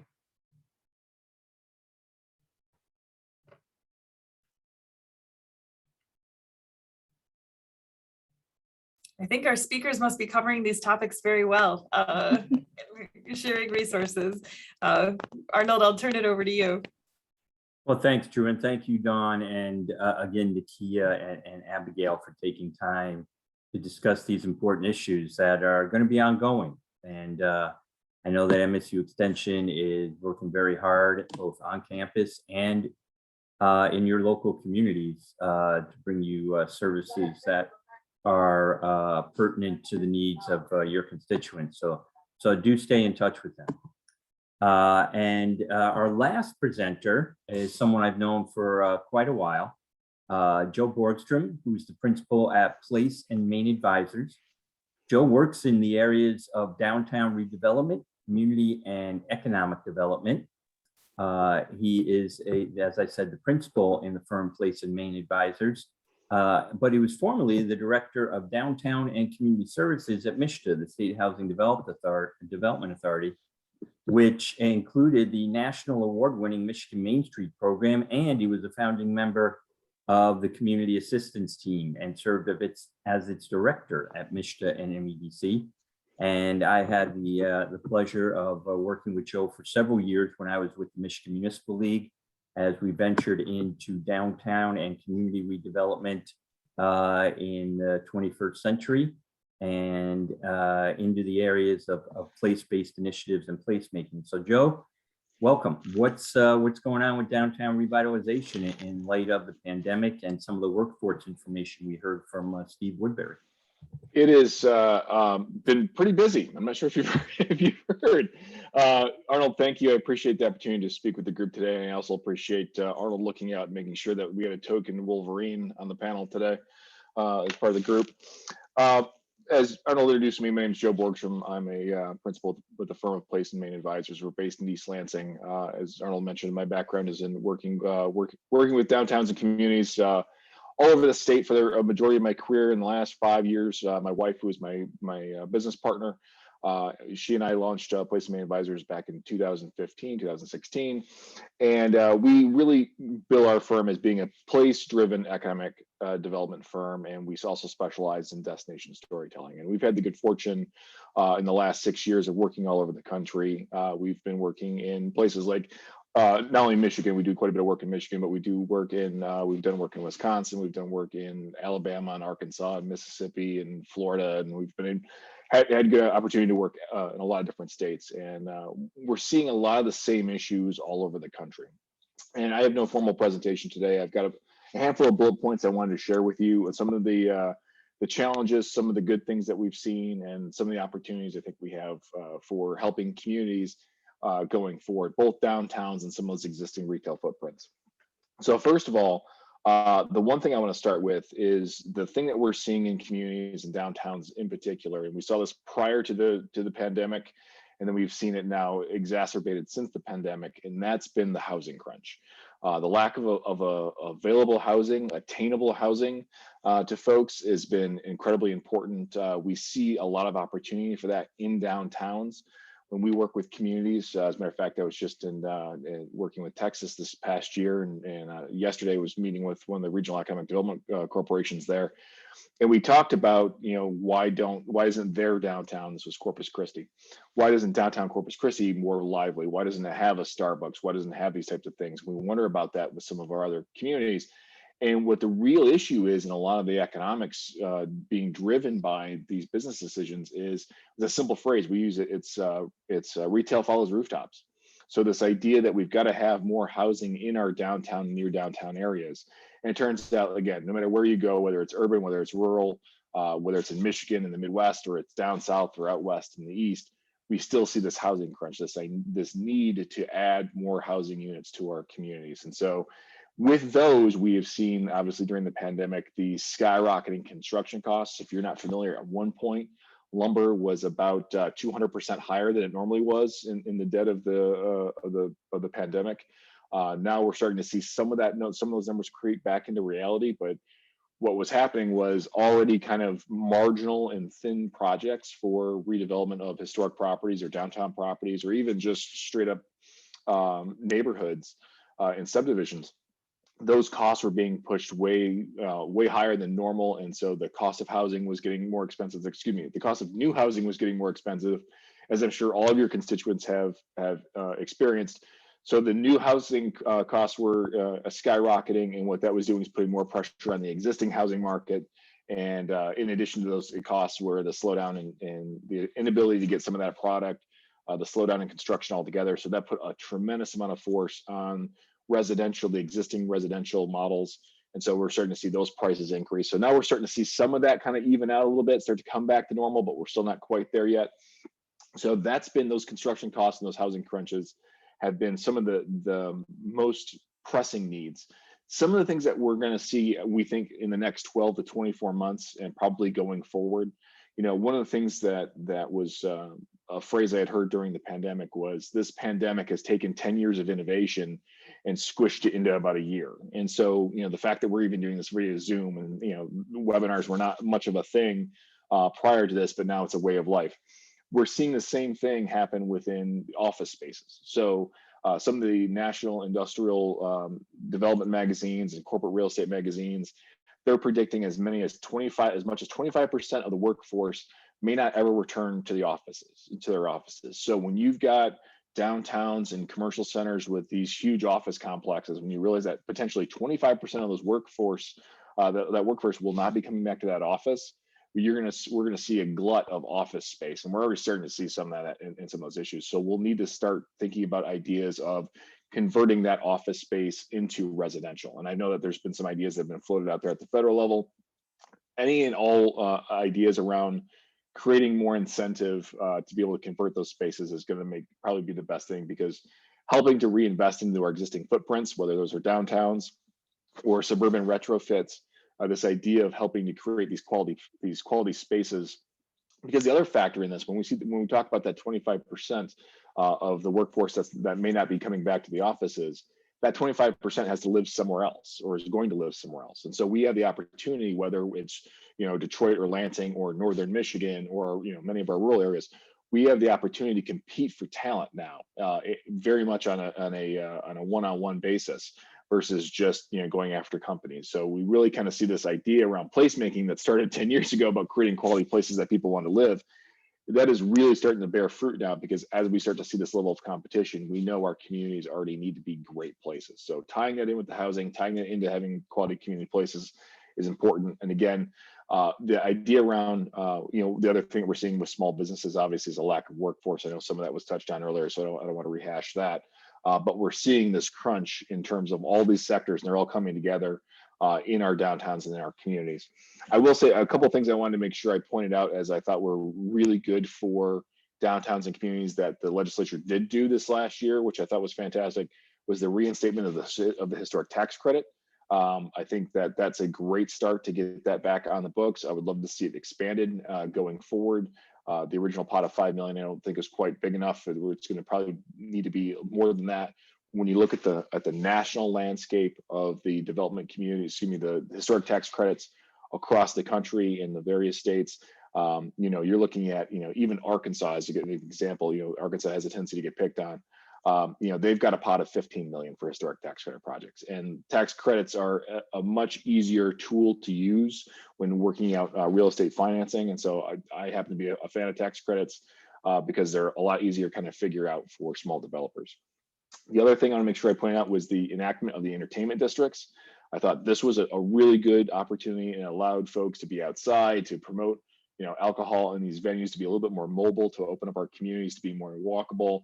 I've seen numerous successes of these types of districts. Again, in East Lansing, we've seen it, but even in places like Lapeer and smaller communities, we've seen that really kind of be robust and be active and really help the businesses that are there. And then, of course, allowing alcohol to go during that period, during the pandemic, really helped the margins for the restaurant businesses in particular to survive when it was very, very difficult to do so, because we just weren't allowing that. But continuing to keep some of these things in place, and even at the local level, continuing to allow outdoor dining is really, really important. The other thing I want to make sure I touch on too is the idea, one of the things that we've got to look at working on and dealing with is our existing suburban footprint.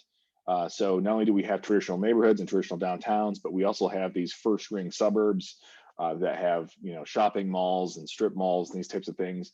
And the idea of trying to help retrofit those particular areas and help create more walkable communities. One of the things that we're seeing, and I don't mean to be, I apologize if I'm covering a lot of ground here quickly, but one of the things that we're seeing in some of these demographic shifts is, as we see the boomers start to age out, the Gen Xers come up, we've got millennials, then we got Gen Zs.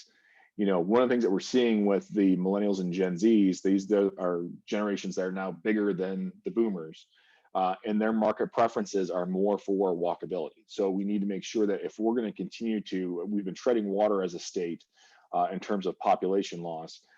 If we want to not just tread water, if we want to climb, if we want to be able to continue to attract people to the state, we need to have a product that they want. And so having more walkable places, which these generations, the millennial millennials and Gen Zs, those generations really want. The bonus to that is boomers on the other end of the spectrum are getting to the ages where we're starting to see boomers not be able to drive anymore. And so by having communities where you can only get around via vehicle becomes very difficult for that generation. So creating more walkable communities will be important for the elder generation, which is actually part of the reason why you see AARP, as an example, has become very active in the placemaking arena, just because they're starting to see that impact and what that's having on their members. So again, I realize I speak very fast and I've covered a lot of ground, and I'm happy to answer questions folks might have. But to recap, the idea of having more residential in our communities, being able to help offset the skyrocketing construction costs, even though they're coming back down into the realm of reality. And again, looking at that conversion of these office spaces into potentially things like residential. Thanks, Joe. Appreciate that information. Again, the phone lines are open, folks. If you'd like to ask a question in the chat box or out loud, please speak up. Joe, let's talk more about both suburban footprint and downtown footprint when it comes to office space. You know, I don't, you know, I was downtown Lansing the other day, and we had to go to our third choice for someplace to eat lunch. Right.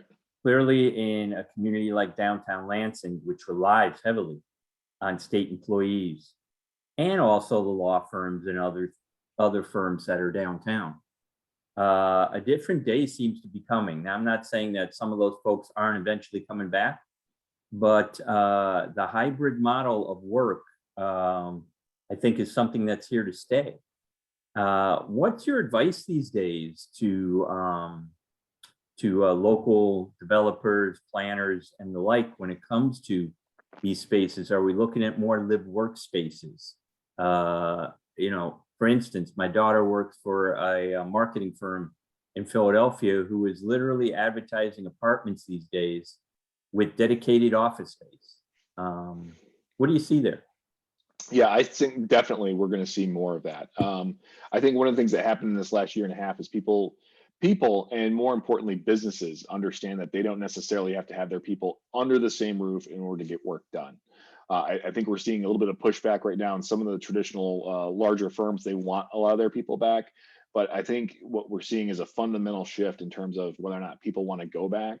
And I think some of that shift that we're seeing in the workplace of people leaving jobs and looking for new jobs is because they want more flexibility. So essentially we've given them that opportunity, and now we're trying to take some of that opportunity away, and we're getting pushback for it. So I think that, you know, creating those types of spaces, and whether that's, you know, a larger apartment in order for you to have an office, or to have buildings that have, you know, co-working space, you know, ingrained in part of that. And that's one of the things that we're actually seeing in smaller communities, more and more smaller communities. We actually responded to an RFP last month from a small rural community in Virginia that was looking at doing a co-working space. And, you know, we were looking at the model that's going on in Charlevoix, which the Charlevoix Main Street program actually runs a small co-working space there in downtown, which was the conversion of a former bank.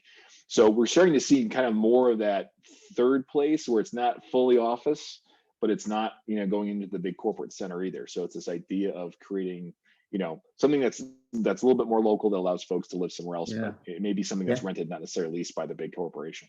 I like that idea. Maybe even have the coffee shop inside. So if you wanted to take a break, or, you know, is in the center of the action in a small downtown or larger business district, which is where, you know, as you noted, we know that people want to be these days, whether they live in a small town or in a larger community. Exactly. Any other questions for Joe? Because he and I could go on for a while, I'm sure, given our backgrounds. But, you know, I was intrigued by you know, by your local community, East Lansing. This past summer, did the public space piece. Yeah, they shut down Albert Street. Yeah, I'm kind of sad they tore it down. I think that, you know, there are plenty of other college campuses, college towns that maintain theirs, and there's a good mix of young professionals, residents, and college students that actually get along. And and because of that, because you have that mix, you don't see the problems that, you know, I think sometimes the East Lansing city mothers and fathers are always seemingly afraid about. But that community is certainly, you know, that downtown, I've been here a long time, and that downtown has certainly changed dramatically over the last 3 to 4 years. What do you think about that? It has, you know, as a resident, you know, obviously, you know, we've been here for about 15 years, and we've seen those changes. You know, I think the changes have been mostly positive. I loved the fact that they closed Albert Street. We saw so many communities, not only around Michigan, but around the country, do things like close streets. And it was interesting because prior to the pandemic, had you thought about closing a street in front of a restaurant, they would just went nuts. They would have said, you know what, we can't lose that parking. We can't do, you know, we need that on-street parking.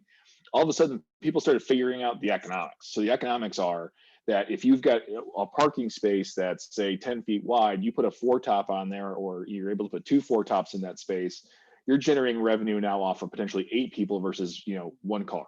And 1 car is probably 1 to 2 people. So when you start doing the math on how many people can that physical space, you know, actually help, then you start, the businesses have really kind of changed their tune on that.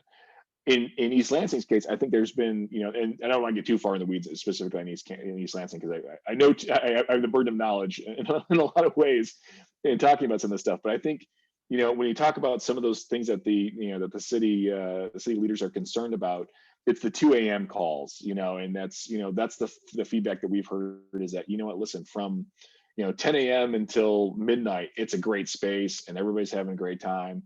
And when the bars let out at 2 o'clock, then they need to have dedicated police down there. And I think there's still some figuring out that needs to be done. And part of that figuring out is, how do you pay for that extra police presence? How do you pay for that extra security presence, just to make sure that in the college town's case, that kids aren't acting like kids, in inappropriate ways and damaging public space. That's all. Any other comments or questions for Joe?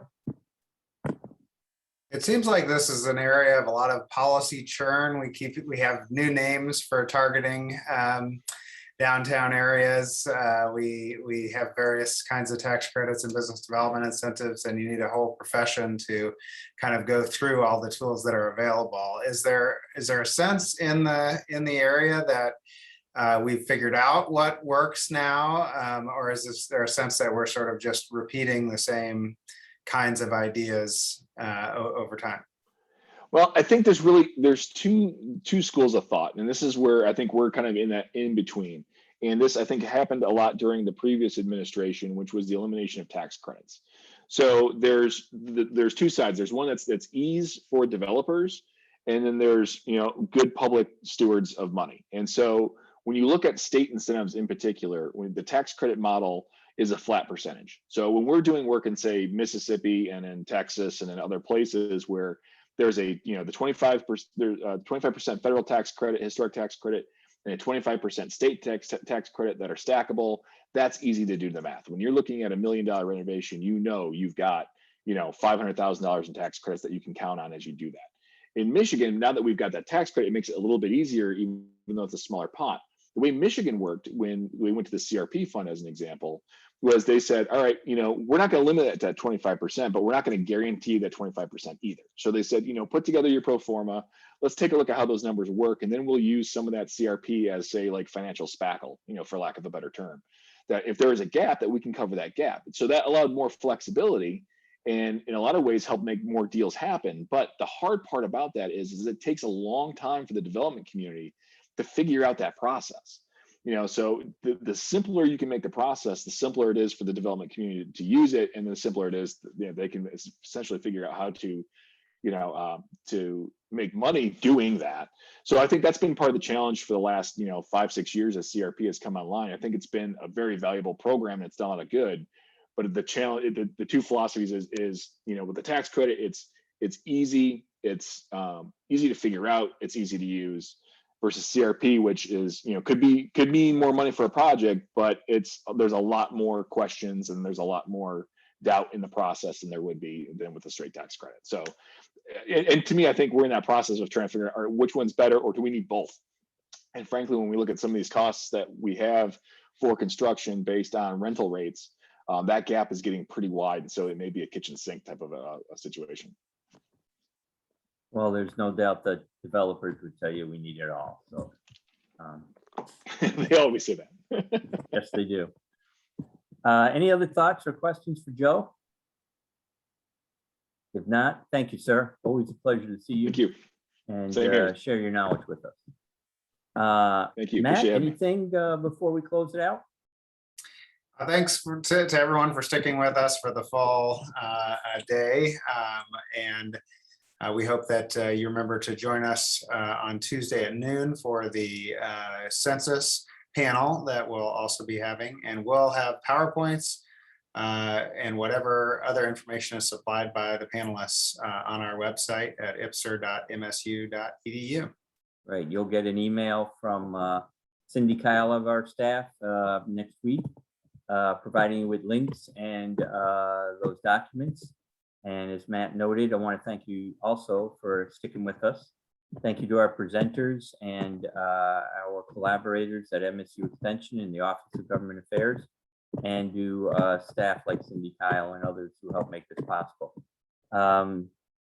Also, don't forget to fill out the evaluation when you get the email. Very important for us to know what you would like to hear about. As Matt noted, this was the fall one. We'll probably be doing one in early December as well. So thank you again, and have a great weekend.